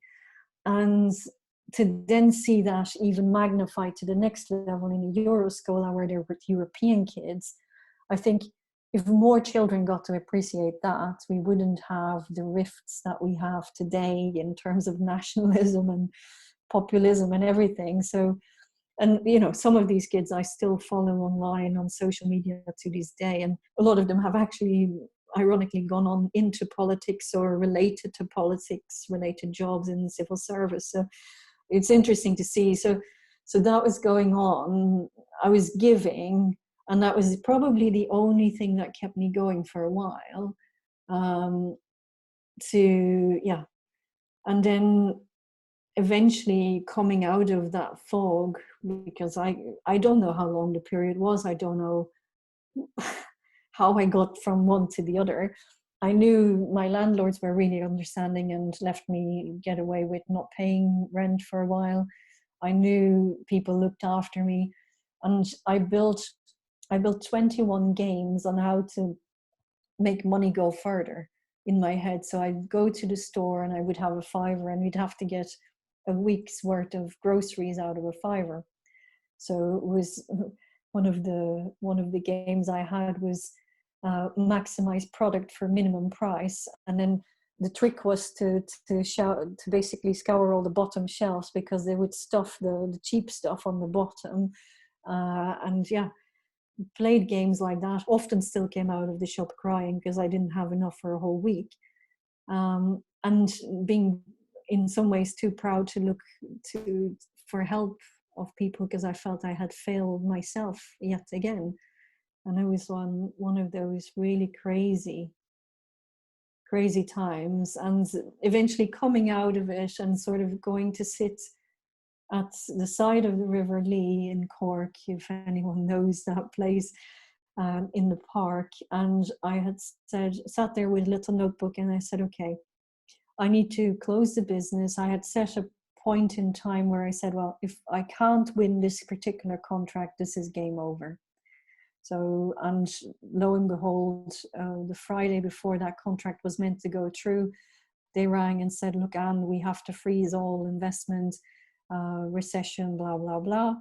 And I went, okay, that's it, end of. And at that point, I had sort of, in some ways, probably come to terms with it, in other ways, probably not. And so sat by the river, drafted up a job need to look like, what does have to be in it, and if another city, then where and what has to be in it. So I drafted up a list of, it had to involve training or change management because that was a good ad. Coaching, yes, okay, but not coaching because I did not want to go near that. I was totally bored out of my brain with that. Plus had very negative connotation with it. And then in terms of living, it had to be a city, it had to have a river, it had to have nature close by, etc. And then I applied for everything that matched those things. I also looked for people locally that would hire me, but because I was nearly 10 years self-employed, people didn't want to hire me as a trainer in-house because they felt I would be a threat to management. So yeah, I basically did what I could within my own network first, and then applied on Monster for everything that was going. And very randomly, this American chap in Stockholm picked up my application and said, hey, could you come into our office on Monday? And I went, you're in Stockholm, I'm in Cork in Ireland. Went, you're Irish, amazing. And he was an Irish American, and so I'm not quite, but yes, I do feel very, close to Ireland, etc. He said, oh, we could have done the interview when I was there last summer, etc. I should have known, etc. So I needed to negotiate with the bank to give me a loan with a really bad credit history in order to even get a ticket to Stockholm, because the company wouldn't sponsor it. I pleaded with the bank manager. He pulled a few strings, not 100% above board, but basically got me the ticket. The company paid back the ticket after they gave me the job, but not before. So I didn't, close the account, etc. But yeah, that was something. And I remember ringing my mom to say, yeah, I'm moving to Stockholm. And she kept repeating, Stockholm? What do you mean? Stockholm? And Stockholm? And I was like, yes, ma'am, will I ring you back? She just repeated Stockholm. I knew nobody in Stockholm. I didn't have any connection there, no network whatsoever. And I sort of went, well, I need to eat, I need to live. They're willing to give me a job. The job sounds like something I can do. And you know what? I need to take a break from where I'm at in Ireland because this is not working. I'm not surviving here. And so I wrapped up a life, I guess, in Ireland, because that was 20 years I spent in Ireland, long connections, long everything. And I was involved in so many things, from Rotary to Cork City Sports to you name it. I was heavily connected everywhere. Sailing, I used to sail competitively. I mean, I was packing up a life and saying goodbye to it without thinking twice in some way, and in another way, very consciously doing it, and maybe not consciously realizing what the heck I was doing. I just needed out, and out was Stockholm. And so, yeah, I left, went to Stockholm, packed everything I owned into a pallet and parked that into somebody's warehouse, and had 3 bags that I could carry onto the plane, and landed in Stockholm. And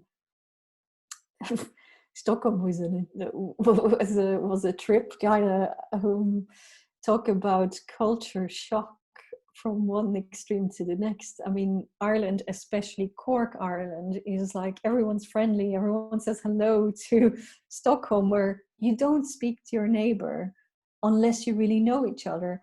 To me sitting down on the train, nodding to someone, and they looking me up and down, and sort of getting up and moving to somewhere else in the wagon, and you kind of go, what?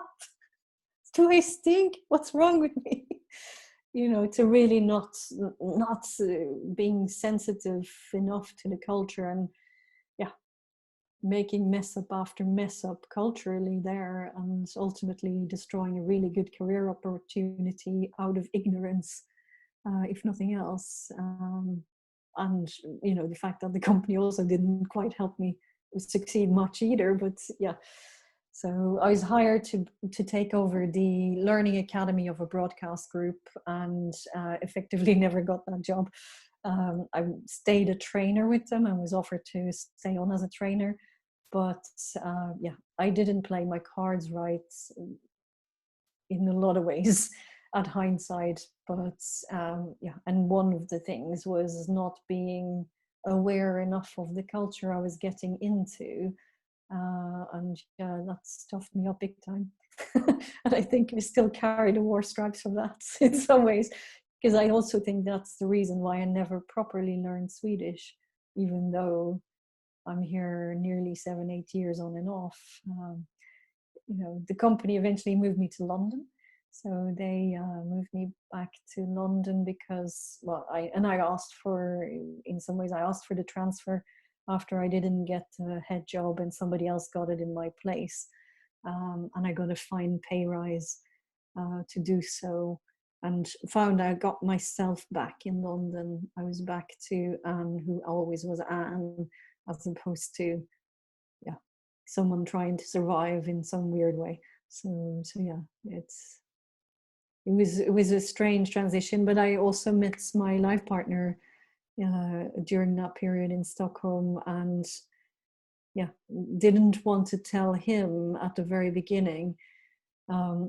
When the company was talking about moving me to London, I had just met him, and I sort of went, look, I'm not making the same mistake twice where I'm moving for a guy, and you know, lock, stock and barrel, without network, staying without job or anything, not doing that again.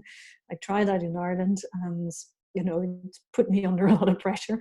And I sort of went, no, let's see where this relationship go, move with the job, move with the company, have some security, see if we can make it work long term or long distance. And then if it works, it's worth fighting for and coming back for. And ultimately, that's how Gamification Nation got born eventually. A long-winded story to get there. So yeah, it's a trip. I'm curious. You said, you know, you when you went to London, you sort of found yourself. Could you talk to us about that? Yeah, I felt in Sweden I was coming to terms with losing a whole part of myself. And that was a network, that was a group of friends, that was all things that I actually stood for. I mean, the whole Rotary experience I stood for, the whole sailing group of friends, then having a really strong group of friends, often multi-eclectical bunch, some Belgians, some Irish, some internationals. So yeah, I was, and in Sweden, I effectively knew nobody, had nobody. And for days and days, I cried my eyes out to go to when I came home from work, because I had nothing. And I threw myself into the job to sort of make up for what I didn't have. I mean, the kick-ass trainer, did whatever I could, invented new programs. I mean, did some great work. And in some ways, the flexibility I had with the company was great. My American boss was amazing in that sense. But I felt I was doing it as a facade. I felt it wasn't 100% me. I was showing a version of me, a version that I knew I could perform, but not the full extent of Anne as a friend and as a human as such. It was Anne as the great trainer and performer in work. And in London, because I didn't have the same disconnect with the culture, I could breathe again. It was like, I'm not doing everything wrong every second step I take. I'm not stepping into a minefield every second step I take. There I could rejoin in things that I had recognized in Ireland to be useful for me. I could make friends because it never occurred to me that, making friends was going to be hard, because I had always made friends and I had always met people. And even joining Rotary in Stockholm, the international club in Stockholm, I met nice people, but I couldn't see them as friends. And it was all very standoffish and all very efficient. And I was like, that's not the same. It wasn't friendly. I wanted to have someone you could have a go and drink with and do something social with. And that was not really the done thing. So it was a complete culture shift that I had just really not counted on. And being in London, that was all back on the cards, because I did immediately meet people that wanted to hang out. And, I found groups of friends I could go to town with, go shopping with, go have a drink with, coffee or something else. So there was all of a sudden a social life again. And having the space to do that was important. And I guess, yeah, I mean, life is a funny way of coming around. I basically worked so hard that I worked myself into a suspected heart attack in London. And I remember my Swedish boss's boss, I'm not sure. There was an acting interim boss, and then the boss's boss, who was on maternity leave, who was on the phone while I was with the cardiologist after a suspected heart attack. And she was asking when could I be back in action, because I was about to leave to, I can't remember if it was Oslo or Denmark or someplace, to give a 2-day or 3-day leadership program. And the cardiologist taking my phone and saying, look, this woman's just had a heart attack, go fuck off. And he just smashed my phone down. And I was like, that was my boss. He said, I don't care if it was the Pope. And it was like, okay, fine. So I knew I was in a bit of a shit situation in work. But in some ways, it brought things home to me that, you know what, you can't compensate through work for everything else that you're missing, that you have to look after yourself. And the irony was that day had been a really easy day, and I just had bought a pair of new shoes, was on my way home, just didn't make it home. I ended up sitting on the curb, panting like a lunatic, because my heart was going like 130 miles an hour, and eventually staggering on all fours into the house, and then ringing emergency on the phone, the emergency nurse, saying, I think I have a problem. And they said, you did what? Get yourself to emergency right now. So yeah, it was one of those weird experiences. But yeah, I walked out of that, and yeah, basically work was still going on, and work was still trying to get me to come back quickly.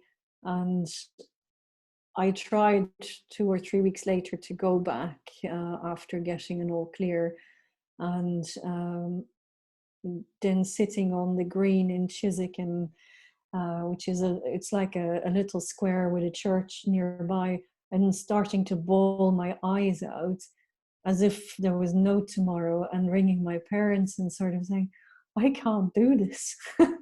I can't do this anymore. And my mom then came to London with a friend.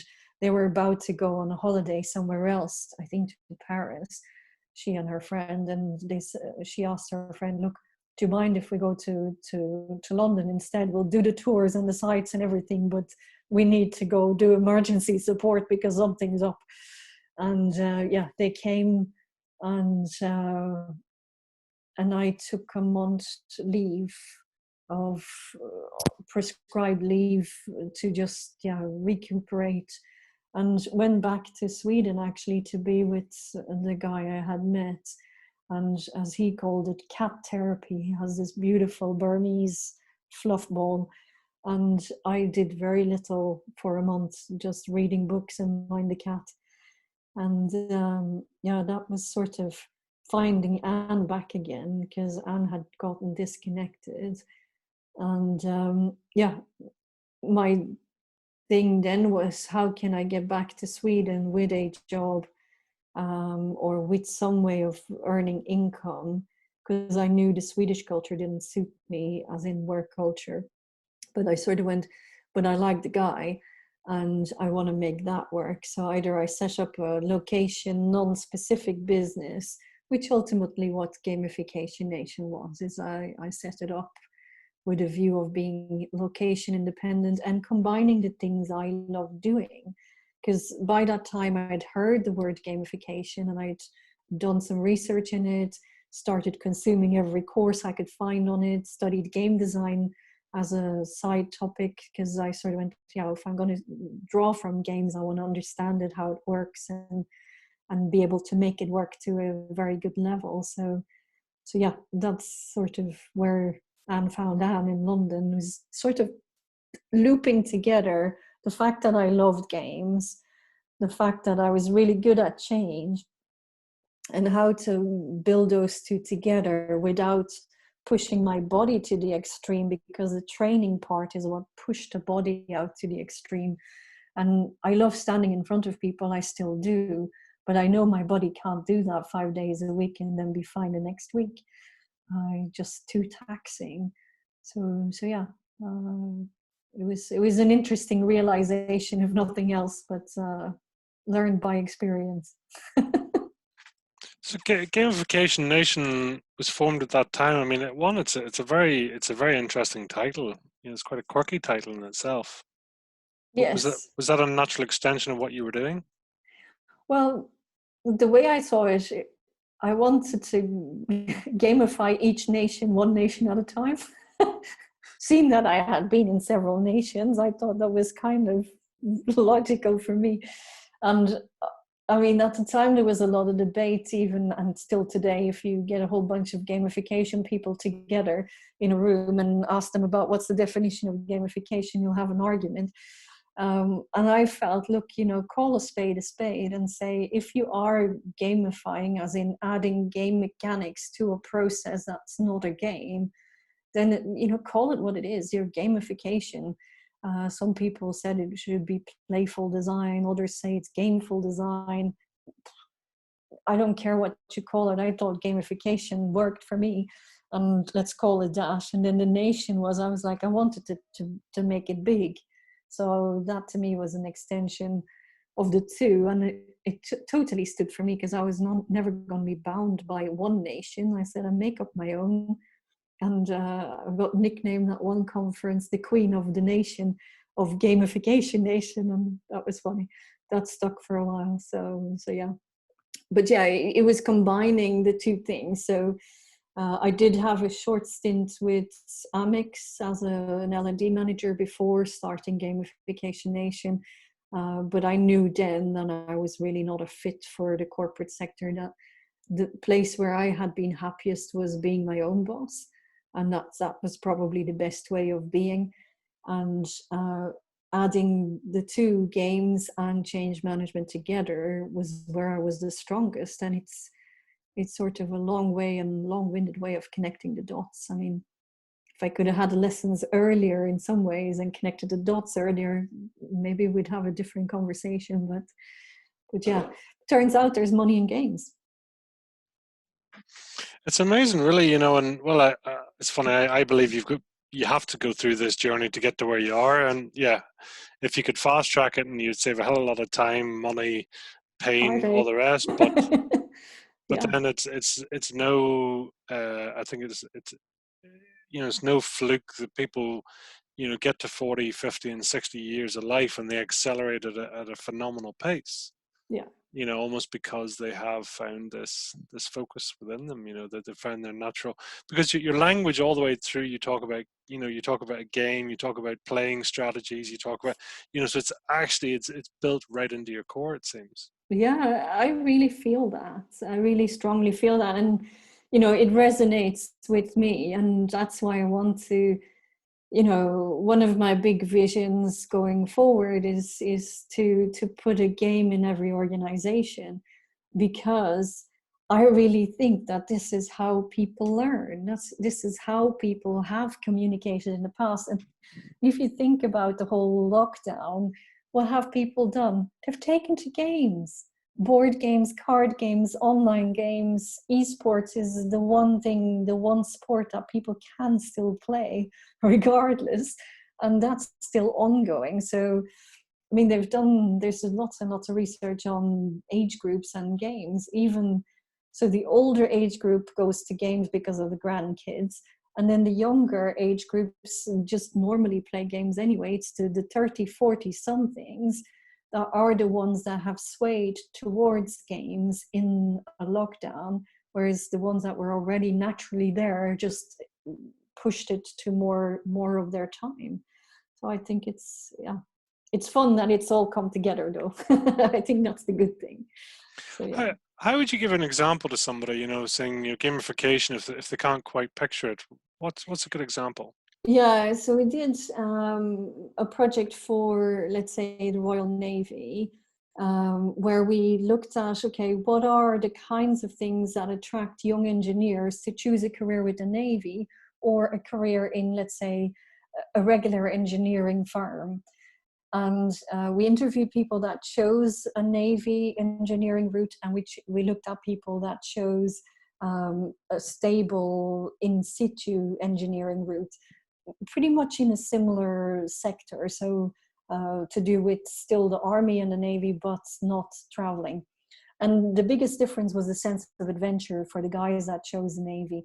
So they wanted to travel, they wanted to explore, but they also wanted to learn, and they wanted to learn on the job.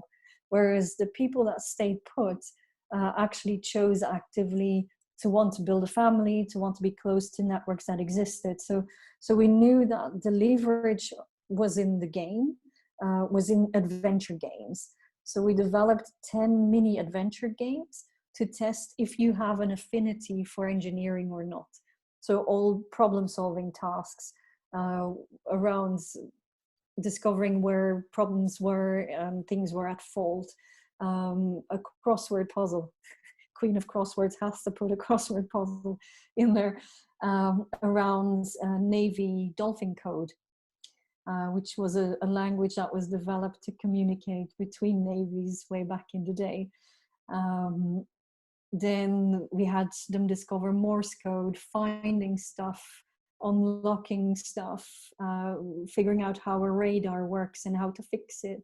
So little challenges that we knew engineers would like and would show that they had problem-solving skills, an affinity for figuring out and being resourceful with limited resources. And then the adventure theme was what sort of drew the ones out that were more adventure inclined. So that was a project to attract new engineers into applying for potential Navy careers. So it's no guarantee, it's just teasing them into, are you the kind of material we're after? And that's a classic example of a gamified something. The other one that maybe more people can relate to is around sales, where you have incentives for specific jobs. So sales is probably the most gamified area of any work scenario, where you set rewards based on achievement. So top-end salesperson unlocking a special VIP trip because they've hit their target, that kind of thing. So that's typically what you would envisage yourself when we're talking gamification. It's a clever. I mean, it's a very effective way of communicating with people on a more modern basis as well. I mean, games Yeah, have always been there, targets, as you say, the targets, there's commissions, there's you hit this thing and this thing happens, yeah, but actually turning it into something else is quite a strong thing. Can you yeah. see, is it a growing market, and is technology moving it on even further as well? Definitely. I mean, esports is a growing market. So if we look at that as, sort of the starting point, most regular sports now have a video game associated with it. So you have football, who has FIFA as a game, NBA has NBA 2K as a game. So there's several games being developed around existing sports. So you have a whole bunch of young people who are learning to communicate through games and effectively through games. Because if you think about a multiplayer online game, like a World of Warcraft, a Call of Duty, League of Legends, any of the big name franchises, they basically learn to communicate remotely. They play in teams remotely. One of them is a team leader. They learn to assume roles in a virtual world, which effectively sets them up for working remotely in the future.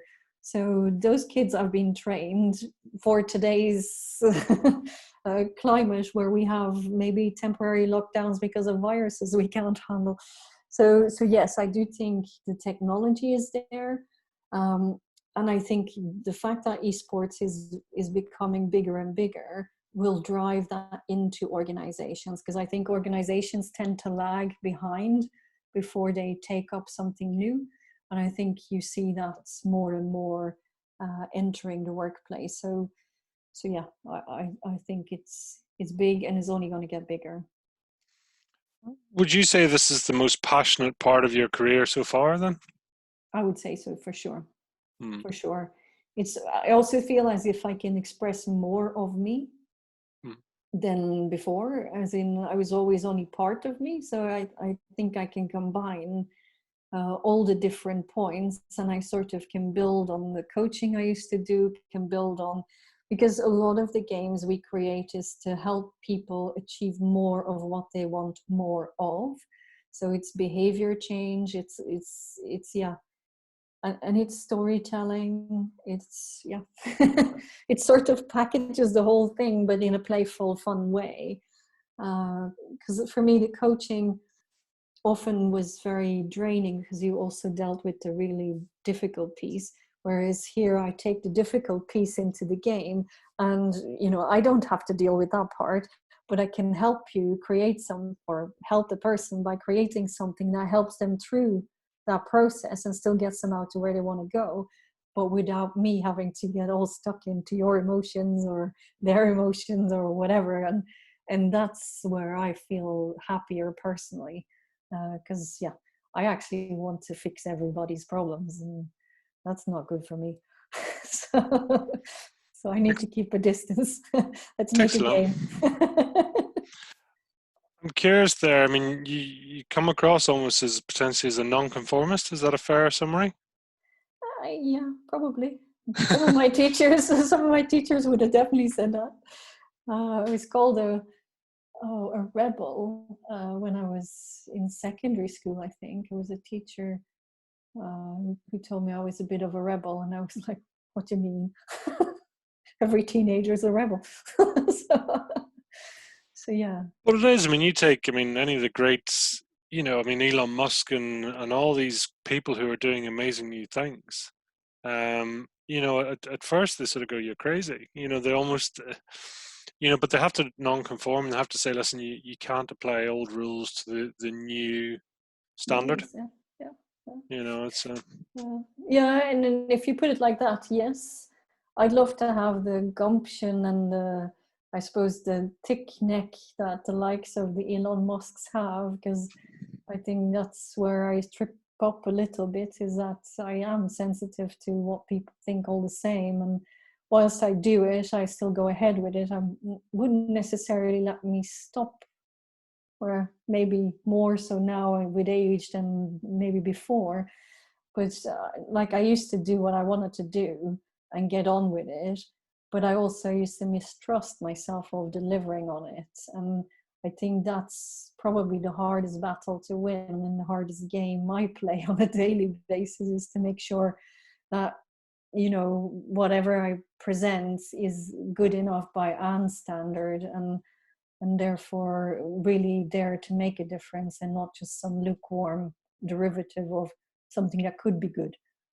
So yeah. Are you critical to yourself? Oh yes, big time, big time. Probably the harshest critic. Actually, my very first book is called Leading the Boss in the Mirror. And that was very much an ode to that critic in the mirror who basically is harsher than probably any boss you'll ever have. And that's definitely me on the plate too. So yeah, I'd definitely be critical. Just curious there. I mean, you've mentioned a few people. I mean, who would you say have been particularly, significant people in your life that have, impacted you or made a change in your life? Ooh, there's mentors at every corner, I think, and there's so many people over time. I think the two constants have been my mom and dad, despite maybe at the beginning not seeing where I was headed. And maybe they did, and maybe they sort of went, you know what, we need to let her get on with it. And maybe that's the best decision they ever made. But, I would say my gran on my dad's side was definitely one of those key people. She was gentle, she was kind, but she bloody well knew what she wanted, and you did not persuade her to go any different way because she was going there. I mean, her bus to Lourdes was full every year on the 1st of May.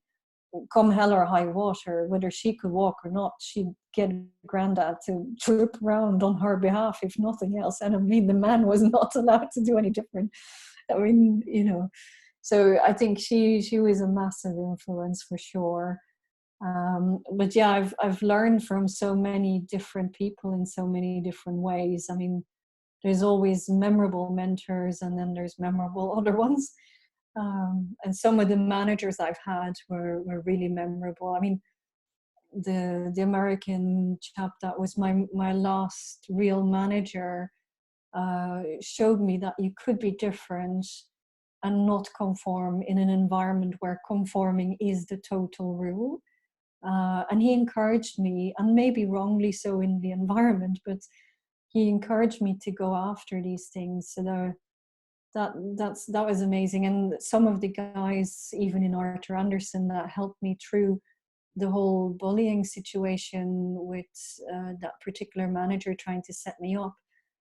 There were people that had my back, and there were people all along that had my back.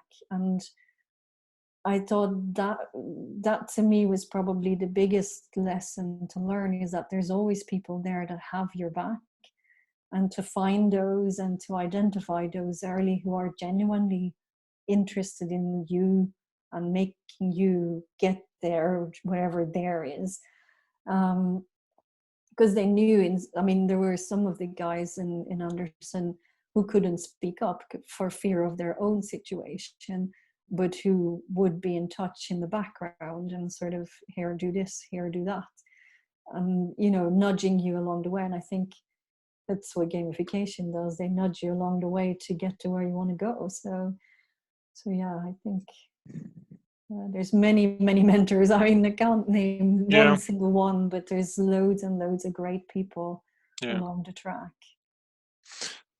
Out of curiosity, you talked about, well, two things. One was intuition, and the other thing was, I was just curious to whether, and I'm not after your religion, but whether you're sort of spiritual, because you mentioned that that sort of event with your, my grandmother, your grandmother. I've always been, so I was raised Catholic, and I still am a Catholic, and I still believe in that there is something higher than us. I also feel that I can feel other people's empathy a lot, and I've often been called, you must be clairsentient, and I probably am, because I can sense when I walk into a place. Actually, some of my change management with the big retail chain, I could walk into a store and within seconds know, right, this one's fine. And then other ones I would walk into and I'm like, okay, here's shit going on and I don't know what it is. I need to find out more. And then within moments you could feel your way around it, and it's always been a feeling, much more than, let's say, I know for sure. And it was also always the case with my private clients in consulting, that I had a sense of, okay, I need to dig deeper here because I know there's something up, or no, they're fine, I'm hitting their limits. And so there is a sense of something that tells me there's more. But I also feel as if I want to make a big difference, and that's driven from somewhere higher. And I don't think that's there by accident. So yeah, I do believe in general. I'm also still practicing Catholic, so it's not just that. I think it's more than that. So yeah, so yes is the answer. And in terms of intuition, would you, do you sort of, you talked about going for walks, whenever you were trying to Mm, process, I thought that was quite an interesting statement. You walk and walk and walk until you can figure it yeah. out. Yeah, and I still do that to this day. I actually get great vibes from nature, as in we live right beside a nature reserve, and I'm pointing to the window because it's just there. So, and I find it really calming to be out in nature. And I think the whole thing with water also has, they say water has a sense of flow in it. I can't imagine myself living and thriving in a city without water. And Antwerp, Cork, Dublin, all cities with water. Stockholm is built on water. So there is a flow of water and a flow of nature. And I like that. And it gives me strength, and it gives me strength to process, and make sense of things. And, it's also appreciating the little things, because nature doesn't give a sugars about what's going around itself. It just does. It's nature. And I mean, we live right beside the nature reserve, and you see the trees going through all of the seasons. And just last week one of the trees turned up all brown, and today it's all full of green leaves. And I mean, who cares? The tree didn't care, but it got there. And I feel, for me, that's an analogy of making sense of things sometimes. And you kind of say, I don't know how, but I'll get there. It doesn't matter exactly when, because maybe one day we don't have a leaf, and that's okay. But then the next it can be bright green. So yeah, it's something like that. It gives strength, it gives Hmm. meaning to me.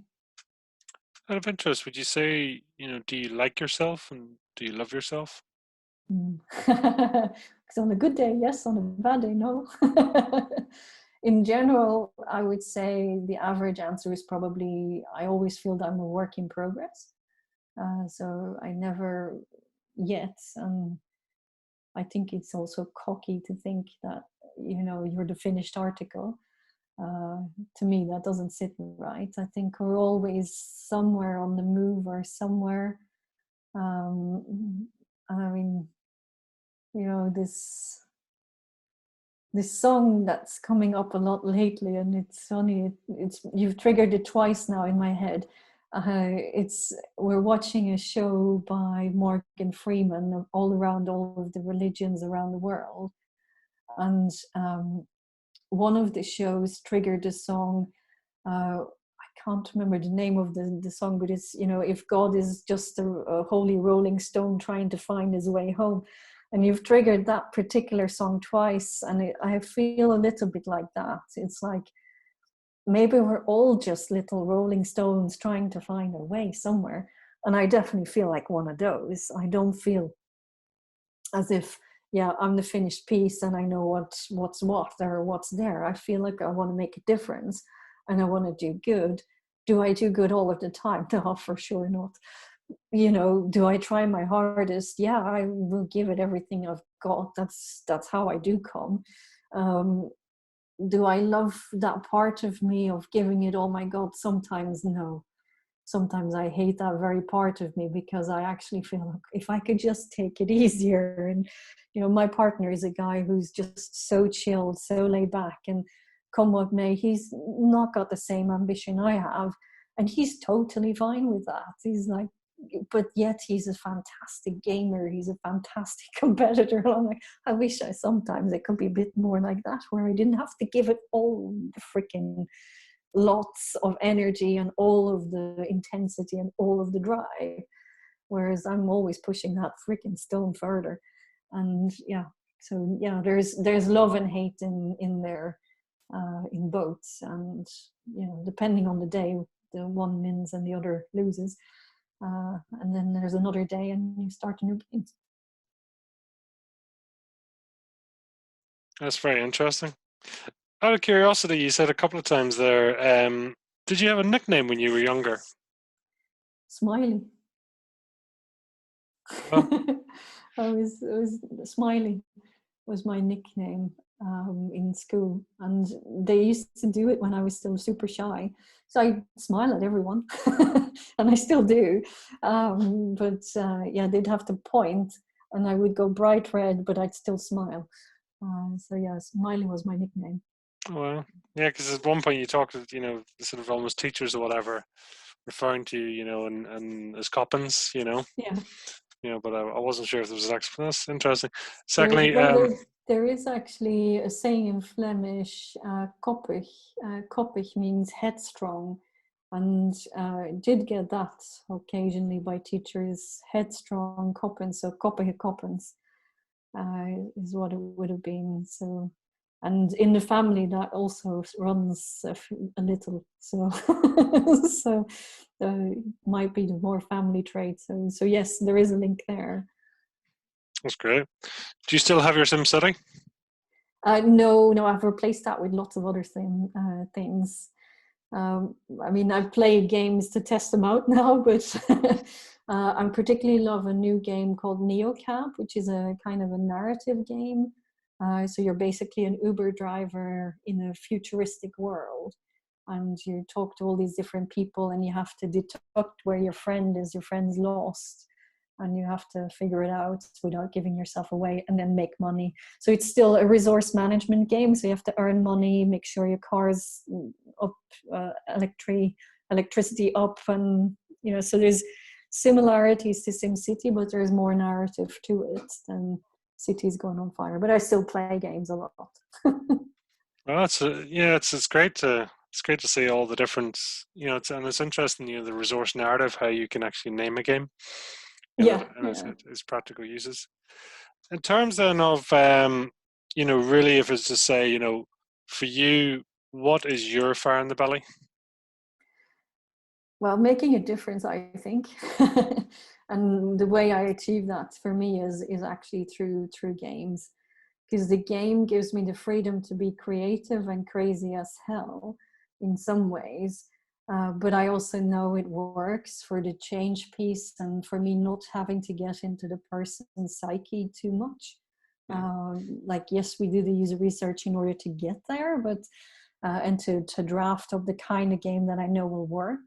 But for me, it's seeing. There's great satisfaction in seeing a game finished and then seeing someone play it and loving it. That to me is like, yeah, that's it. I've made it. They've done it and they're loving it. That to me is satisfaction. So that gives me the goosebumps, and that kind of gives me like, yeah, let's do this again. Wow. It's been an absolute pleasure having you on. Thank you so much for sharing your journey, and it's been very enlightening. And like I say, it's because it seems like you go through almost like 8 to 10 year cycles, so it almost feels like it's the next one. Yeah, it's like you're just stepping into the next cycle, which is great, and where that's going to take you, it's exciting. Yes, I think so. I'm excited about the future as well. Yes. Super. Listen, thank you for sharing all that with us today, and we'll look forward to hearing from you again soon. Thank you. Thanks for facilitating the discussion. I appreciate it. Thank you.